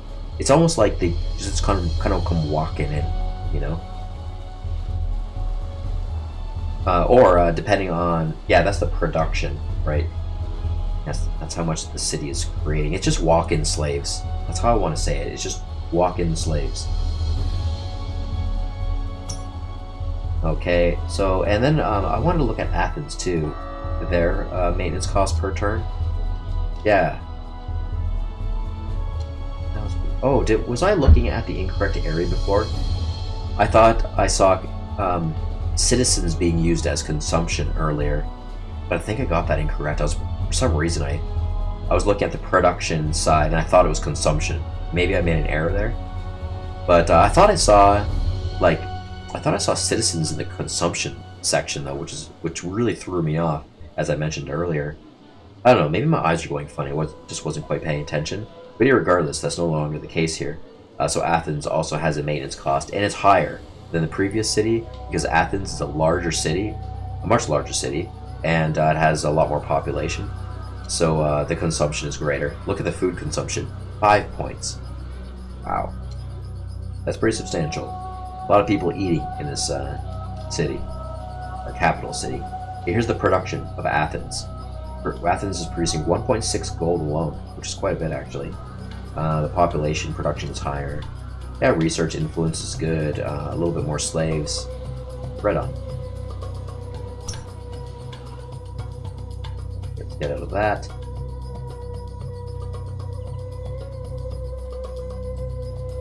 And I want to look into the port, my shipyard, just to see what specializations I am allowed to build still. So this shipyard cannot build triremes, galleys, or boats yet. I have to learn how to build this in the specialization first. It's very costly. I also want to take a quick look at that. Okay.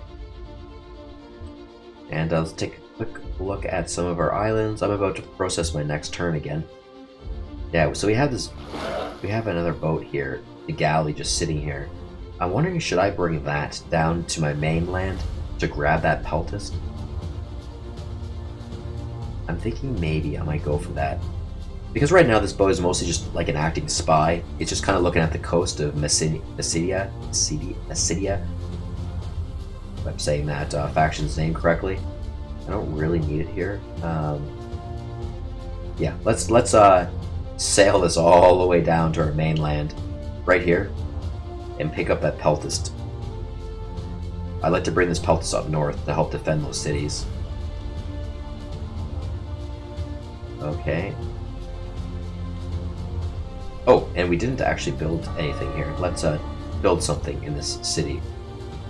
I think the thrift city is probably decent. Thrift city, gonna take 3 turns to build. 3 stone, or 4 stone, about 3 gold and 2 wood. Now, wait, another thought has gotten to me. Should I build an infrastructure piece right now, or should I actually revert back to my original plan in skilling up this guy?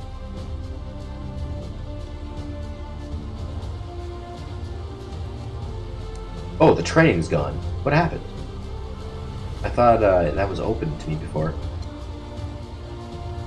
To train this guy.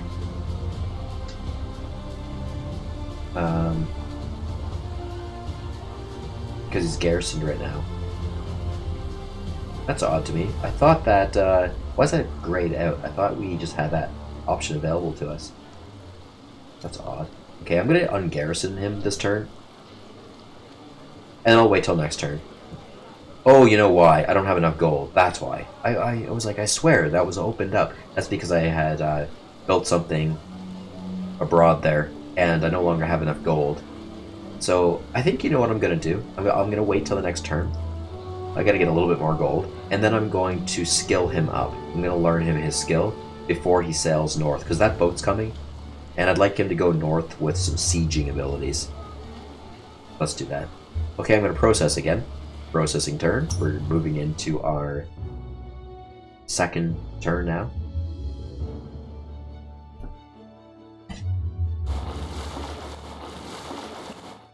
Well, that boat belongs to Rhodes. We can see a little bit of what Rhodes is doing. We can see what some of these factions are doing. A little bit of glimpses here and there on the map. We have some intel. We're being attacked. Yeah, darn it. Macedon warrior cavalry destroyed our peltast, and now their peltast is also attacking our city. It did not take our city, but damaged it. Oh, our other city's being attacked now. Damaged, but not taken.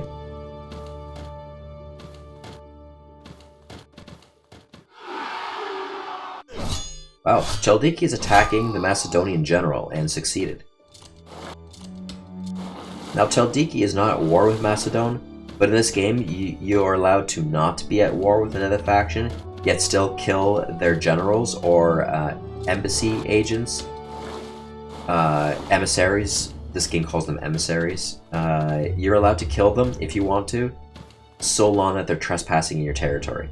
You can do that free of charge, no declaration of war. Of course, you're gonna piss off the faction that you just murder their generals and, you know, emissaries, so it's maybe not a good idea to do that. But I mean, hey, they are trespassing, right? And you may not like them doing stuff in your lands. Tricky stuff, tricky business sometimes. Usually to do with influence or, you know, trying to elevate themselves diplomatically in some way. Emissaries, or ambassadors in this game, emissaries, they basically manipulate, you know, the diplomatic weather between nations. You can, we'll get into this a little bit more later, but you can slander other nations. You can slander a nation in front of another nation. You can praise a nation in front of another nation, or you can simply sort of put your own nation on a pedestal within another nation to try to get them to like you better. So emissaries are pretty cool that way. Generals are a little different. You know, they're more about military warfare, like bolstering the your military units, giving them more morale for battle. But they can also influence tiles. They can influence enemy settlements and try to get settlements to flip over to your side. They can weaken enemy settlements through influence, so your units can battle and take them over easier. Okay, so here's the trade. Trade was accepted. Oh, wow. That's the one I wasn't sure that they would accept. So OBA is now trading me 1 stone for 8 of my units of food. But they changed the turns. I had asked for 6 turns worth. They just reduced it by 1 turn. They want 5 turns. So that's fine with me. Trade loss limit is 7%. That's what we are set at. Trade loss 2%. Okay, so the current trade loss is 2%, but the limit is up to 7%. So if trade loss should ever exceed 7%, then this trade will end. It will be abolished between both parties. Yeah, pretty cool. We have a little extra stone. Stone is great for building infrastructure. Wow! There we are. Awesome. This one is the more important one. Trade has been accepted between myself and Boitier. They are actually giving us 2 gold pieces per turn for 24 units of our food. But they it decreased the trade duration down to 7 turns. I had asked for 10. They put it down to 7. That's okay. That's not a big deal. Oh, great.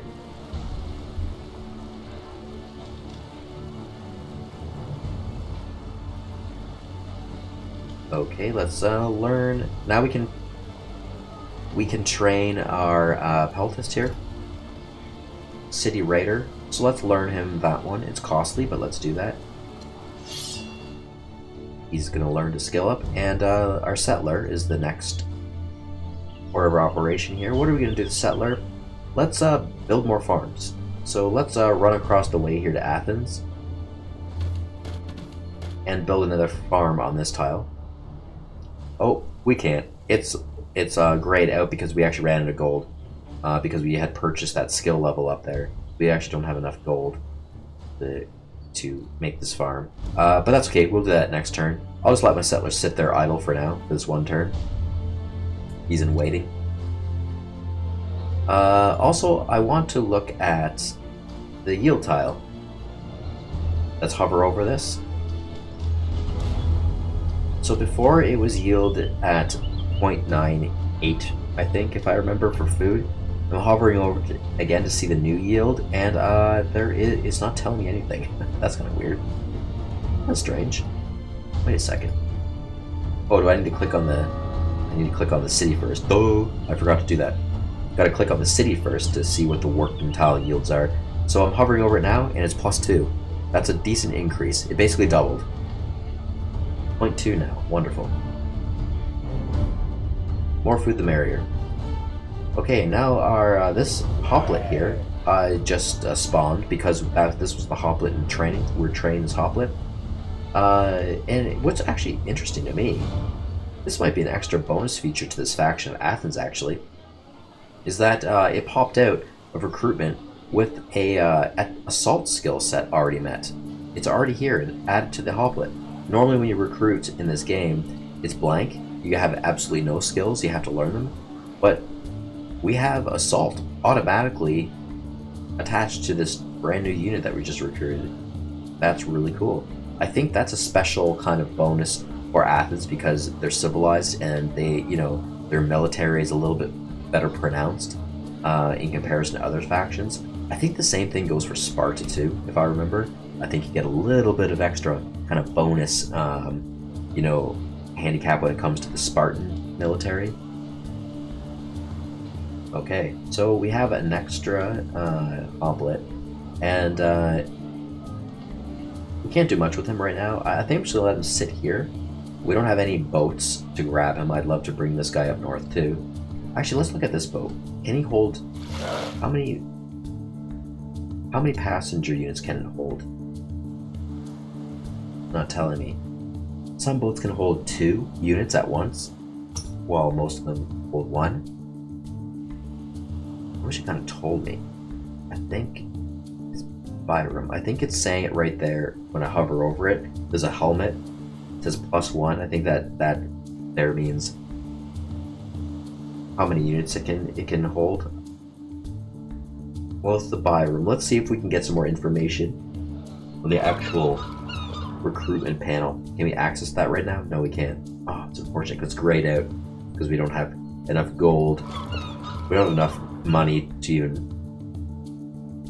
go in to purchase anything in the new specializations, and therefore we're not even allowed to look at the new specializations. I wish we were allowed to do that. Like, even if you don't have enough resources to purchase a new specialization or say a new unit to recruit, I wish we could still at least access the menu for it so we can look around and look at information still. Wish we could actually do that, but we can't. Okay, that's that. Well, I guess we're gonna be in the dark on that one. That's okay, I'll let this boat carry on its way up north. I was almost gonna send it back thinking that what if I could put 2 units in there, Really, I don't. Yeah, it's just not giving me the information I'm looking for. I was hoping it would say it right here, like how many units it can hold. Current number of units inside, it says 1. And then here it says supplies 1 unit. Oh no. That's okay for now, I'll let it carry on its way, and once this unlocks in the port later, I'll try to get some more information on the boats and how many units each boat can hold. My memory's not good on that, so I'll have to double check that and verify. But for now, this hoplite can stay there. Maybe if I'm lucky next turn and I have enough gold, I might try to learn him a little something too for skills. Okay, we'll click on him. He's going to be idle, so we'll just do the skip unit button here. It's going to whip us to another one. Oh, wow! We have another Pelletus. I forgot about this guy in Samos. We actually have another Pelletus unit here. Very cool. Okay, I'll skip him for now. I'd like to maybe bring him up into the north where I'm having this war with Macedon. This guy, he's going to stay idle in Neapolis. He's still waiting for his transport boat to arrive. I could run in here too. I'm pretty sure this is Macedonian territory. I could run in here. You know what? I wonder. I don't think this will work though. I could try a diversion. If I run this hoplite in and try to attack Crenetis or Amphipolis, hoping that one of those 2 settlements belong to them, it might create a bit of a diversion where they might try to send their soldiers across their land, which is actually kind of extensive, to defend it, which might reprieve their assaults against my towns here. Because if I lose one or both of these, I think I lose a quest actually to hold these for 7 years, which kind of sucks. I made a mistake, guys. I'm thinking I should have locked that Peltist in here, but then again, I was afraid that they would come down and take Pydnia extra easy. That's a rough situation to be in. I'm actually surprised at how extensive their army is up here. You know, they got 3 units up here, 3 units of army, 1 warrior, 1 Peltist, and 1 cavalry warrior. I saw. Holy smokes. Okay, I'll try that for now. I'll bring my boat up here anyway, just in case I want to make a run back and, you know, get on that boat. But I'm going to try running my hoplite into Macedonian lands. Okay, we got 3 action turns left. We'll do that. This settlement does not belong to Macedon. It belongs to barbarians. Because it's just gray colored, there's no color to it, it's an independent. It's a very weak settlement. I could probably just take that. Should I take that? I think I will. I think I'll just take that settlement. Why not? I have 1 attack skill for strength. I've got an assault skill, so that kind of puts up my odds a little bit, I think. Actually, no, I think assault skill only pertains to unit versus unit combat. It doesn't pertain to sieging or taking settlements. I need a siege skill for that, which I don't have. That's fine. I'm hovering over the settlement, and it says my commander's advice is absolute supremacy, so that's great. The prediction accuracy is in a reliable assessment. Good. Looking at the stats there, the handicap stats, not bad at all, actually. I think it'd be a very smart move to take this. Might as well take this from the tribes. Make it part of my my faction. We're attacking!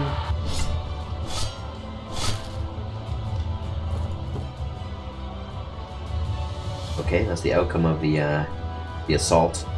And we actually stole resources from that attack. So when you attack a city, you also kind of like sack it to some degree. So you can actually get resources from it, which is pretty cool. Scrolling through them all right now. Got a little bit of everything actually. That'll help me out. Tribe of Paeonians was entirely destroyed. The Paeonians tribe was entirely destroyed, and all their settlements were either burned to the ground or assimilated. They certainly deserve our respect, both as the original inhabitants of these lands and as fierce and courageous warriors. Click on that. So we've taken over that settlement. It still stands. It's here. It's not completely destroyed. It did take damage, though. Now, we are allowed to repair that damage if you want to. As you can see, it says repair city. It's going to cost, or take 2 turns to repair the city. It's going to cost us about 14 units of stone and about 8 units of copper. So that is actually quite expensive indeed. But it'll expedite the reparation of this town, of the city. If we choose not to repair it, we can just leave it in sort of ruins, turn by turn, and the people who live here, the population, will slowly repair it over time. It is quite slow, though. It also depends on the population size. So if it's like a 1 population, it'll take like forever. But if it's like a 3 or a 4 population, it'll be quicker, the reparations for repair. And you actually don't have to spend anything. At some point, this town will be completely repaired just by the population alone. Also, you can wait some turns, like, you know, wait several turns, and the town will be repaired to a certain degree. And then if you go back into the town after there's been repaired partially by the population for free, when you look at the repair cost, it'll actually be less because it's already been partially repaired. So I really like that kind of feature to the game. You know, that if you can let the population do most of the repair work or a portion of it to help reduce your expenses later when you want to expedite the repairs. So yeah, if I wait like maybe, I don't know, 5 or 6 turns, I probably won't have to pay 14 stone and 8 copper later. It might be reduced by 10%, you know, or maybe 20%, and then it'll be cheaper for me to repair it. So I think I'll do that. I'm not going to repair it right now. I'm going to wait it out and keep my eye on the repair process. But it's not an important city for me right now, so I'm just going to let it be. Now, when you have a city in ruins, you see this icon here. It's sort of, I don't know what that icon is. It just looks like a black ink smudge to me, but that means it's in ruins. If you ever see it as a flame, like on fire, that's really bad. That means your city's literally like on fire and it's roasting, and it needs to be emergency repaired as soon as possible, because every single turn that goes after that, you will lose a lot of population. They will either be dying in the fire, destruction, or they'll be evacuating the city as fast as they can, and you don't really want that. When the citizens that evacuate, anyway, they don't just disappear into nothingness. They actually evacuate to the nearest other settlements. So whatever settlements happen to be around, they'll evacuate there. They'll evacuate to your own faction settlements, provided they are near. They'll go there first. They don't just aim to go to one settlement that's nearby. They might go to several settlements that might be relatively nearby, but they tend to focus on going to the nearest one for the most part. Now, if you have no settlements nearby, but you have an opposition faction somewhere who has a settlement nearby, they'll actually go to the opposition settlement as refugees, which is pretty funny. And then they get to bank on your citizens, which is not so great. Also, the morale and loyalty of the city might drop if it's in ruins, especially if it's on fire. But if it's in ruins, the morale, people aren't happy with that. They want to see the city cleaned up and looking proper in order. So once you do get in order, you'll notice the morale and loyalty will improve in the city. What else to say with that? If your city is sitting in ruins, your population will remain. They're not going to abandon the city or leave the city, you know, or they won't be dying in the city. Ruins is just ruins. It just means it's a harder life. It's just crappy to live there, and it's not really that great. But they will stay and live their lives there. Yeah. Also, I want to point out that if a city is on fire and destruction, or if it's in ruins mode, it's needing repair, the population will not work. They won't be working the tiles around it. As you can see, I'm currently selecting this tile, and well, they'll work the tile, the city tile itself, basically repairing the tile. so that's why that is highlighted. But they won't work any of the tiles around it because the city's in ruins and the infrastructure isn't in place for people to basically do their day jobs. So once you repair the entire city, then that'll open up and they will actually work the tiles around it. So I wanted to make that clear and kind of really point that out to you guys. Do I have any more action points? No, I don't. He's at 0. And I took a little bit of damage. That hoplite unit took a little bit of damage attacking that settlement. A little bit of attack damage, a little tiny bit of, health and defense damage, but nothing I'm not really too concerned about. Can we build something in Neapolis? I would like to get a little bit of a defensive structure here. Just something small. I could do it. I guess I can't afford anything besides the stockade. There might already be a defense structure here. Yes, there is. So Neapolis already has a defense structure. Or defense skill right there. That's cool. Do I want something more? I'm debating to build a wall around them too. I'm feeling a little bit better about where Neapolis is situated because I just took over this barbaric city and I am going west into Macedonia. That might be one of their cities. I might try to take it. And then to the east is the Odrysian kingdom, and I don't know where their settlements are. There's a river here. That's a bit of an impasse. It's actually going to be difficult for them to send military units over here without a bridge. So I might be kind of secure. Are there any more barbarians up here in the north? Maybe, I don't know. But it would be a bit of a journey for them to get down here to Neapolis to attack it. They'd probably have to go through Crenetis first, my newly taken over Crenetis. So I get a bit of a warning if a barbarian invasion was happening. So I might forego that. I won't build any more infrastructure there when it comes to defense. I'll kind of let that go.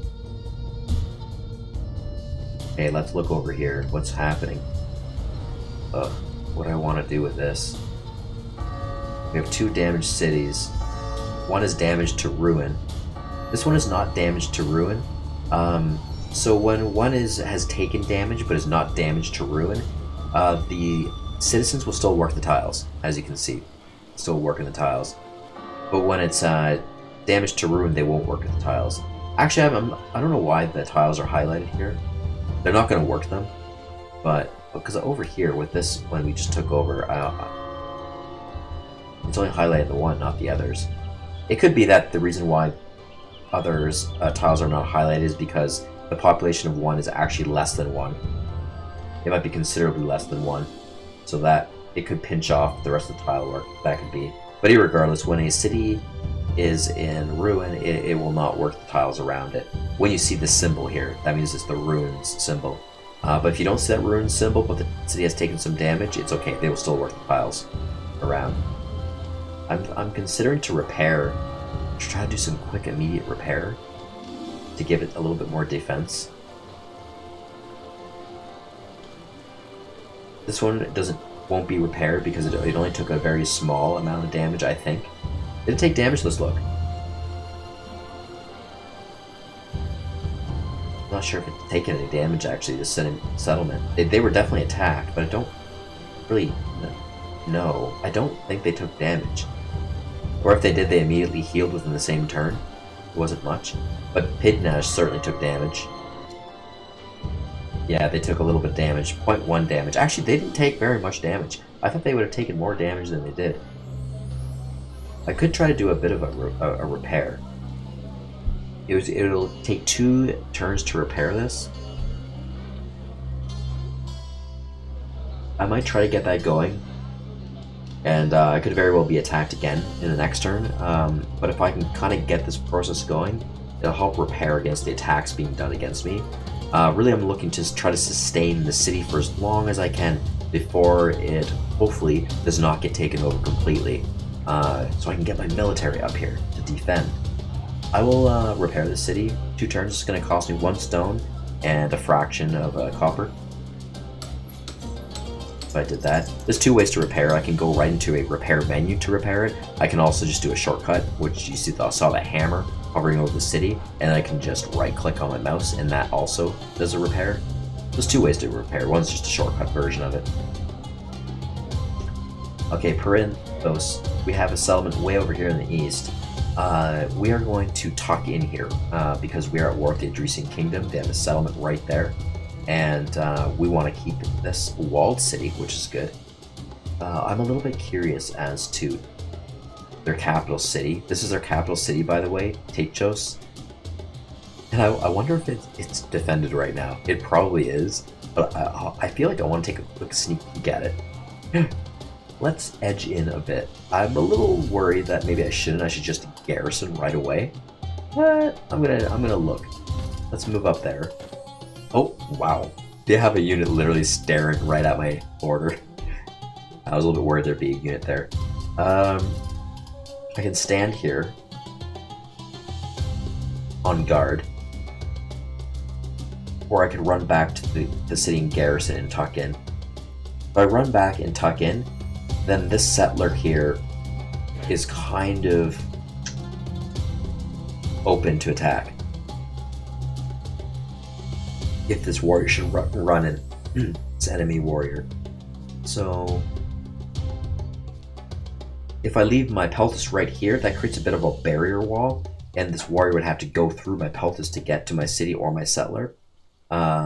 Or walk around, which depreciates action points quicker to try to get to my settler.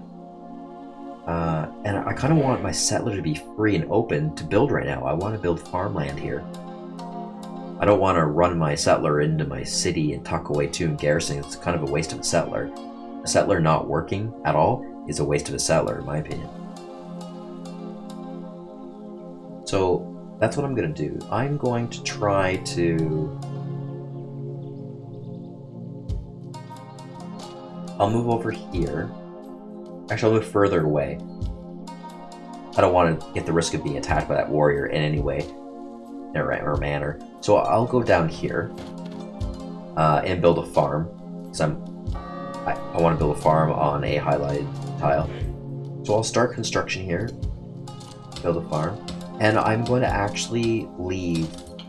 I think I'm going to leave my peltas right here. Now, if you have a peltast or any military unit standing on guard, while it still has extra action points available, as mine does, I only spent 1 action point out of 4, so I have 3 left. If I were to be attacked by the enemy next turn, you'll get a slight defensive bonus based on the carryover action point, which is pretty cool.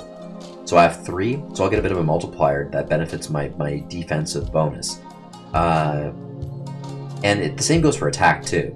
You know, if you attack with the more action points that you have available prior to your attack, you'll get a bit of a multiplier on your attack, which is great.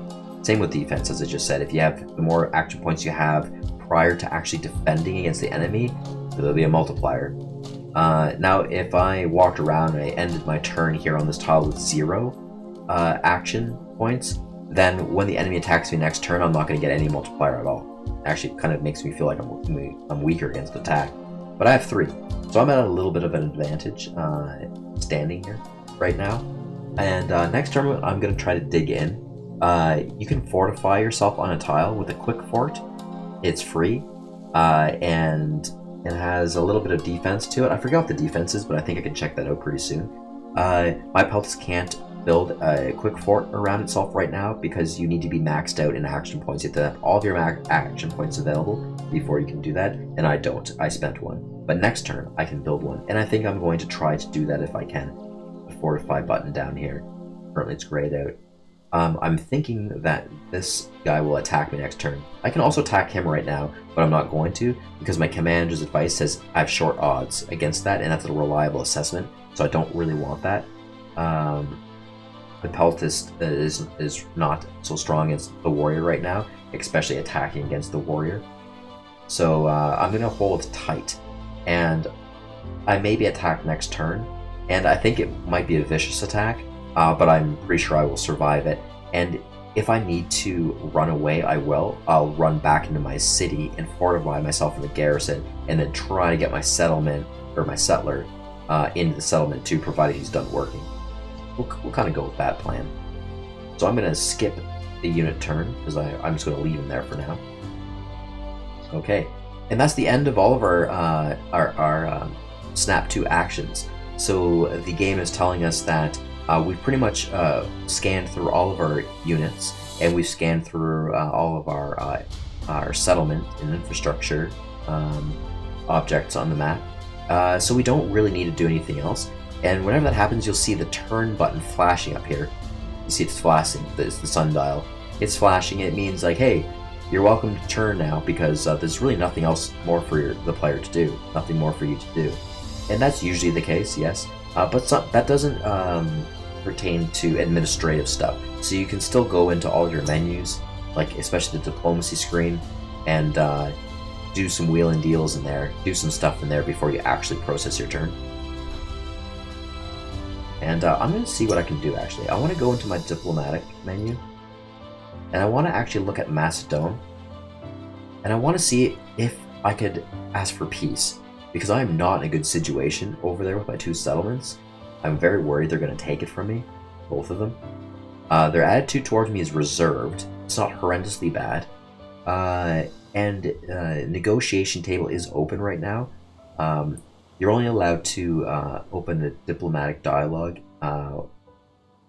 once in a while. I think you have to wait 10 turns between every diplomatic request or attempt. I think it's 10 turns if I remember. Being how I haven't done any diplomacy with Macedon right now, I can attempt to request something from them or to open up a dialogue with them. So we can try that. And there's the sign peace. So it says, sign peace. Likelihood of Macedon accepting peace is possible. That's what Macedon is telling us. The AI is telling us. They may possibly accept a peace signature. That's promising.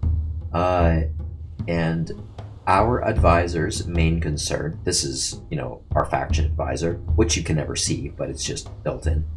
Our advisor's signature is that the opponent's political situation, number of wars. Oh wait, advisor's main concern. Okay. Advisor's main concern, opponent's political situation and number of wars. So the reason why the likelihood is possible and not like great is because our opponent's political situation and the number of wars that they have been in. They're a little bit of an aggressor, like a little bit, just a little bit. So because of that, the likelihood of peace might be a bit volatile, but it's still possible. So then it says the most negative attitude factors known when it comes to this particular agreement, diplomatic agreement, the peace agreement, is subduing independent nations. Okay. And I think that's their view on us. So Macedon views us as a nation that subdues independent nations too much. The red bar is at 100%. As you can see, there's a red bar there. That means that is a big problem for them. Macedon does not like us, Athens, subduing independent nations. We might have had a bit of a history of that already before we started the game, because there's a bit of a preset for every faction in the game.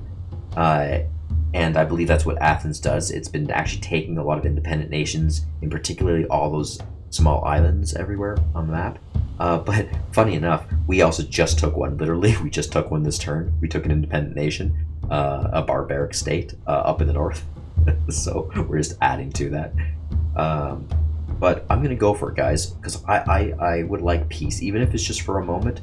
I just want a bit of a stay so I can get my military units up into the north to help defend those settlements. So I'm going to ask them for a peace treaty, and I'm hoping they will accept.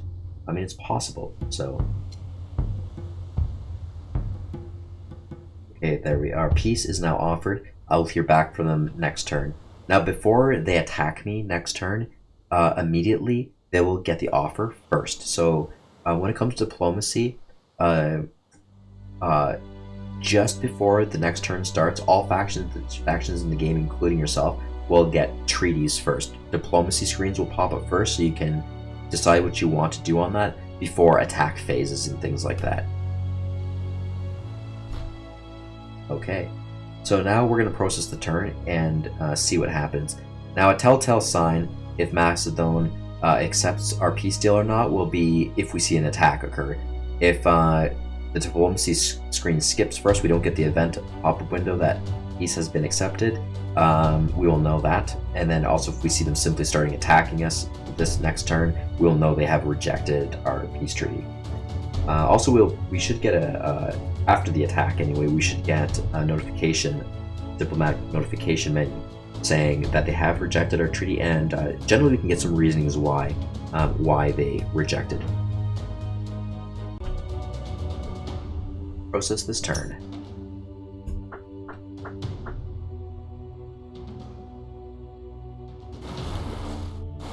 There's our boat sailing around.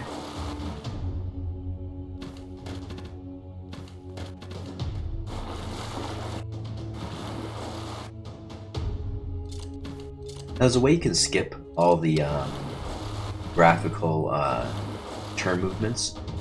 You'll see this button up here, skip current animation. Now, it'll just skip the current faction animation and it'll quickly go to the next faction and then do that course. You have to do that every single time to every single faction that you want to skip. Also, you can go to the, if you go to the X button over here, you see this X button, close the presentation of the opponent's actions. This will actually, oh, I just saw them attacking us. Oh my god. Macedon is attacking our settlements. And they took over Pydnia. Not good. They rejected our peace deal, unfortunately. Also, the Dresian Kingdom warriors attacking our Peltist, as I thought they would. Looks like an inconclusive battle. Okay, anyway, so the X button up here will skip all the factions all at once. So you'll skip all of this visual stuff, and it'll just simply go to the next turn. I tend to like watching all this stuff most of my turns. Sometimes I'll skip certain factions, but only if I really don't care to watch anything at all and I'm very confident nothing alarming will happen. I will X out of all of the faction animations just to kind of get a turn going quicker. Oh wow, the Boeotia is at war with who's this nation again? I gotta figure out who that nation is again. They're at war with their neighbors. Oh, my boat has landed at Neapolis. Oh, my hoplet's taken off. Yeah, look at this. Peace offer was rejected by Macedonia. Reason, opponent's political situation, number of wars. Okay. Oh, that was towards us. I thought that was argued towards them. They don't like the fact that they don't like our political situation and the number of wars that we have been in or are in. Darn, what a shame. Oh, that sucks. Pydnia has been captured by Macedonia. Pydnia was captured by the Massippos army. Many people left the city to escape the violence and possible death. So when that happens, they flee as refugees to the nearest settlements. Being how I had a settlement right next door and actually quite close, they fled to that settlement. So I was able to actually retain a good portion of my citizens from the town that fell, which is actually pretty cool. If I did not have a settlement there, right next door, then those citizens would have fled somewhere else. Not to the enemy, they would go probably to Chaldiki, which is across the strait there. They would have went into one of their nearest towns and became citizens of their nation instead. Yeah, your citizens will not become refugees to the enemy. They will not run to enemy cities and become their citizen. Okay, new administration was established there and the city stays under the control of Macedonia. Darn. Darn it, darn it. Okay, now what are we going to do with this Peltus? So he's taken some damage. I feel like in general he's only taken about 10% damage approximately, which is not too bad actually. But since we were attacked, we actually lost some action points. I don't think I mentioned this to you guys, but when you are attacked or you attack an enemy, you will dismantle some of their action points. It's like you're making them weaker because they're defending, so it takes action points It takes action points to defend. It also takes action points to attack. So yeah, we are actually down to 1 action point because we were attacked. But we had a little bit of an advantage, and this is the reason why we haven't taken as much damage as maybe we would have normally, because we had a bit of a defense modifier on us. Because our previous turn, like I say, we had 3 action points still available, so we were blessed with a little bit of a multiplier. Now we have 1 action point left. It's not enough for us to attack this guy. You need a certain amount of action points to attack. I can't remember what that number is, but I feel like it is high. I think it's a 3 at least, if not more than that. I think it's a 3. I think you need at least 3 action points. No, you need 2. I believe it's 2. You need at least 2 action points to attack an enemy. So we can't attack him. We only have 1. All we can do is actually move. We don't even have enough action points to build that quick fort that I was hoping to build. Can't do that either. But we can certainly move. Probably just 1 space. Now, the question is, do I want to move into the town and garrison and try to heal a little bit? If you garrison a military unit inside of a city, you will automatically heal every single turn, but the healing is very marginal. It's like, it's just small healing.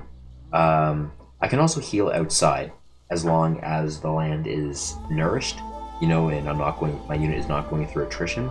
You can also heal outside as well. But it's very, very, very small healing. It's such a slow heal. So it's definitely more advisable to go into one of your towns and settlements and garrison. You will heal better there. And as you can see, this little, let me try to click out of this. Oh no, yeah. So if I'm clicking on my unit, tell my unit where to go. It also tells you where he can best heal, and it's saying that the best healing location in my vicinity is actually in Parenthos. It's kind of hard to see, but it's a plus sign symbol in neonic green, and that means that the healing capability of this city is satisfactory. I believe there are there are 3 different colors. Satisfactory is kind of the worst one for settlements, but it's kind of a yellowish green or a neonic green, so it's like tier 1 healing capability. And then the next best one is a light blue, so you'll see the plus sign turn into a light blue. That's the second tier of best healing. Then the best healing is a dark green plus sign. That means you'll get the best healing, depending on what kind of infrastructure is built in that city. There are also other areas you can heal on the map, not just cities. You can build like temples and things like that, or escapolones, like medical centers on the map. These are external structures, and you can go in there and heal too, and usually heal much faster and better. You can also heal a little bit quicker if you make a quick fort, and you're currently inside of a quick fort. You will heal a little bit better that way. Depending on the land you're standing on, you will heal better. So if you're like on luscious green land or the flatlands, you will heal better. If you are standing on scrub land or like woodlands, like forests, you're not going to heal very well in that. If you're on a river, you will heal better when you're on a river because you have access to water, typically clean water, good for washing wounds and things like that. If you're in the desert, you will have a terrible time healing. If you're in the cold winter snow, you will not heal at all, actually, I don't think.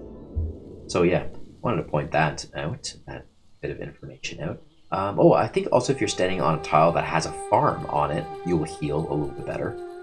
So pay attention to all these things. You can hover over and kind of get it. Actually, you just have to look at your character when you're on a tile of healing of any sort, and it'll tell you what to expect. It'll tell you what the next turn healing will look like. And you can do that by looking down below where the animation of your unit is, and then you'll see its 3 stats below. You'll see attack, health and defense there, and then you'll see their action points. Then just underneath that, underneath the health and defense box there with the heart, the broken heart, you will see it's kind of fine print almost. It's kind of hard to see, but you'll see a small little number there. Usually it's in decimal, and that tells you what your healing, what your healing will be next turn. How much more you're going to get healed next turn. It might be by 0.2 It might be by 0.5. It might be by 1 full point, right? It'll tell you that. Now, I want to apologize because you guys can't see that on my screen. It's actually, my screen is cut off just a little bit at the very, very bottom, and that is just because of the recording software that I'm using.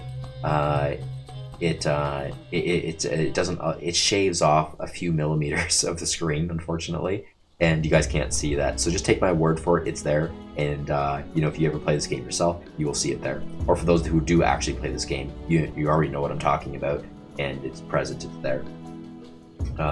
You'll also see a healing when it comes to the attack area, the attack symbol here, the attack string. Underneath it, you'll see some sort of a decimal numerical there, and that tells you how much your attack will heal the next turn too. Okay, so for this, I think I'm just gonna stay put. I'm just gonna keep him there, stand ground, you know? And I'm hoping this guy won't attack me again. I'm hoping he'll actually just go back to his capital city to lick his wounds and heal up. And then I can also kind of heal up.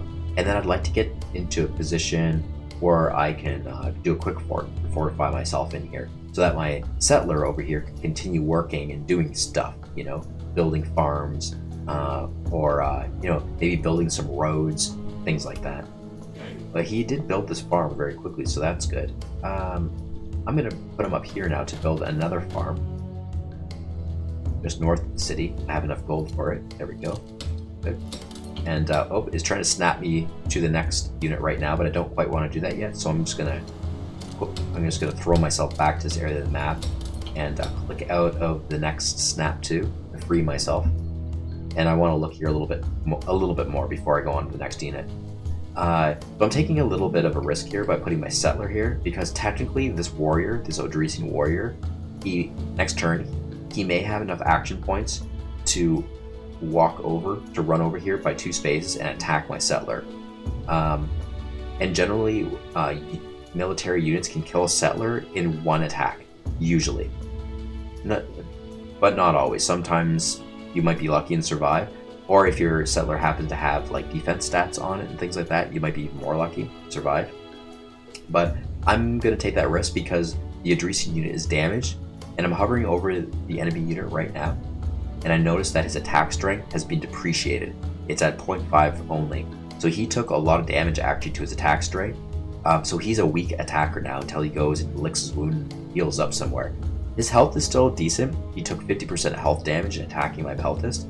So his health is still like okay, but his attack is no good. He's not really in a position to attack anymore, so I'm not too worried about him attacking my peltist next turn. I'd be surprised if he does, and I don't think he's going to waste his time running over here to attack my settler. First of all, I don't think he's going to kill my settler anyway with such a weak attack, but he also puts himself at risk. If he goes here to attack my settler, then next turn I can attack him with my peltist and probably kill him right out. So I'm almost certain next turn he's going to run back to his capital to heal, or he's going to stay there and try to either fortify himself in or stay there on guard for some reason as a defender, which may not be smart because I might attack him. We'll see what the AI does. Okay, I'm going to click on this peltist again, and I'm just going to skip that turn, skip unit turn, and that'll snap me once again to the next unit.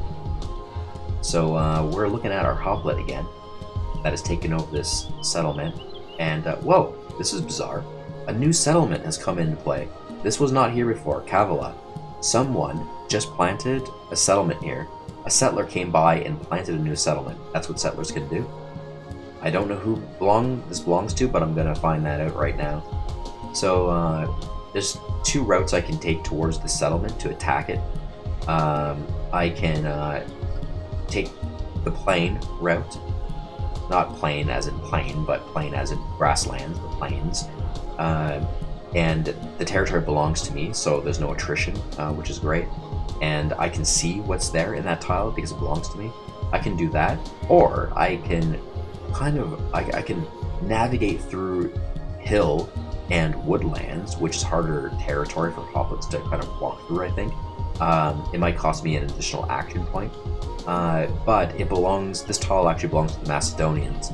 If I walk on it, I claim it.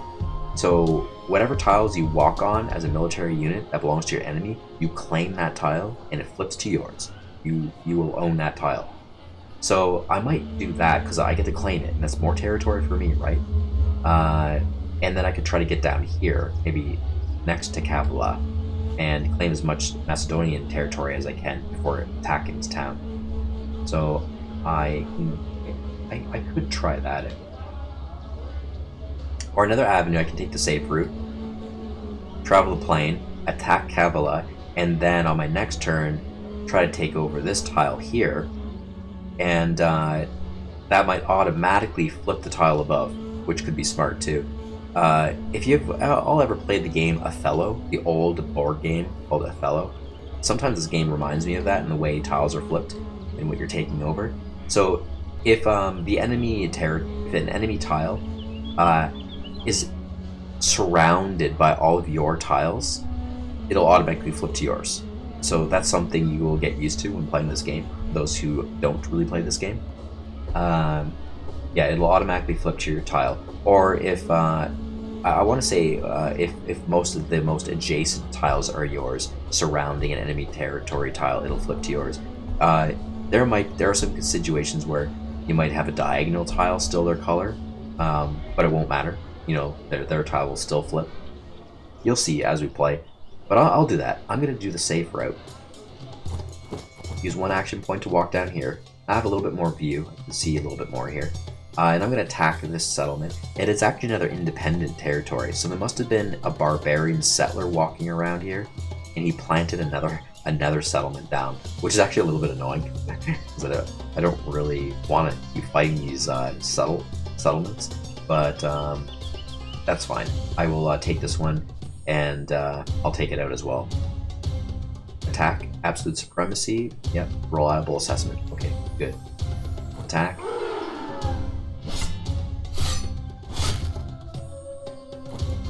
We succeeded. We've also gotten some resources from that. Our army morale built up. So the more battles you win in this game, consecutive in turns, your army morale will improve. Because your army feels a lot more confident, like, hooah, you know, we beat this, you know, so-and-so enemy again, and they actually develop a little bit of morale for the next turn. You know, it's great for chain reaction battles, you know, and during consecutive turns. And it takes time for morale. It takes a bit of time for morale to depreciate on its own. Morale will always depreciate on its own back to 0. It won't go into the negatives. Other things put into negatives, but you can develop morale, and it acts as a buffer. Morale is, yeah, generally you get that through winning battles. Also, you can get it through your generals. Generals can boost morale in your units as long as the general is nearby.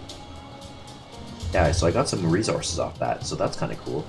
I might take that back about being annoying taking over settlements or having to trash or smash up settlements, because I do get goods out of it, right? So it's just that sometimes you don't want settlements around because it's a responsibility all of a sudden. You have to kind of defend and take you know, you have to look after that settlement, right?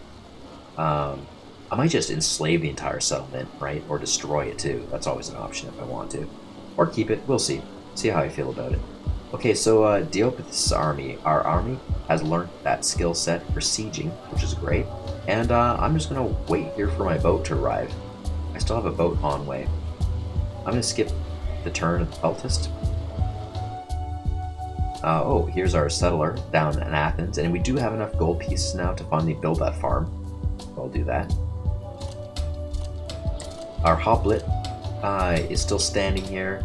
We do not have a boat on way for him. I think I would like to bring him up north against the war with Macedons, but we do not have enough boats, so he's going to sit here for a little while until we have another available boat. I'm considering actually pulling the one from Neapolis and bringing it down, because I think my Hoplet is going to just go west on foot to fight against the Macedonians. But for now, what am I going to do with this Hoplet? Just stand here? Nah. I will try to learn him something. Let's train him in something here. Let's train him in defense. It takes 1 turn. It's going to cost me 2 gold pieces and 1 copper. Let's do that. Get him trained up. We have a Peltist army over here in Samos still. We can also train him up. I'll do a defensive train on him as well. Keep him busy training, you know? So the Neapolis boat is right here, and I think I will send that back. I'll send that back to the mainland to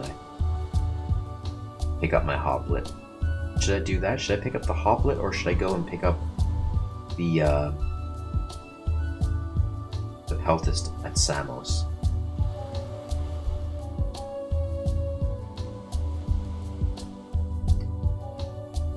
Where's Samos? Oh, here.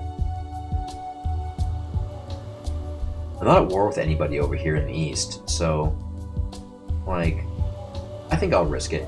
I think I'll keep the hoplet at the mainland for now, for a little while longer, and I'll come by and I'll pick up this peltist.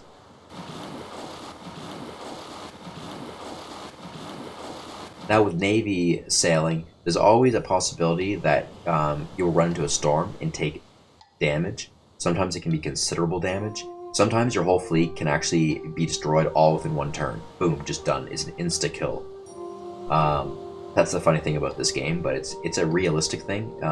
In history, your ship gets capsized very quickly all at once in a storm. Generally, if you're close to the shorelines, you will not get hit by storms, or it'll be a very, very weak storm, and it won't hit your boat very hard. It's when you're sailing out into the deeper sea that is when you could run into a storm. And yeah, those storms can be quite devastating. You'd be maybe half lucky to survive for another turn. After a storm, what you want to do is probably get back to port as quick as you can, start a repair process. And it can really suck when your navy's on a mission somewhere and you get like hit with a storm and you have to send it back. It sucks. But it's a part of reality back then. What sucks even more is if you have a military unit or two on that boat and then it gets hit by a storm and sinks. That's huge collateral damage right there. Okay, so it's saying we can process a turn already. We don't have much more to do here. Now I want to go into the diplomatic menu again, just to show you guys something. We're going to look at Macedon again. You'll notice that when they rejected our diplomatic request, we can no longer offer them any more diplomacy for the next 10 turns. It doesn't tell you exactly how many turns, but it gives you an idea of when is the next time you can offer another treaty. So if you hover over any treaty, actually, you can usually get a bit of a synopsis. So here it says, I'm hovering over the signed treaty for peace again. It says, this diplomatic offer cannot be sent at this moment. Our envoys may be accepted quite soon. So it's telling us quite soon we'd be able to go again at this. And I feel like it's 10 turns. I could be wrong about that. It might be less than that. It might be 8 turns or 7 or something like that. It's a bit of a feeling you have to get. And I've never actually really counted out the turns, but I feel it's around there. Okay, well, we're going to process our next turn again. With that being said,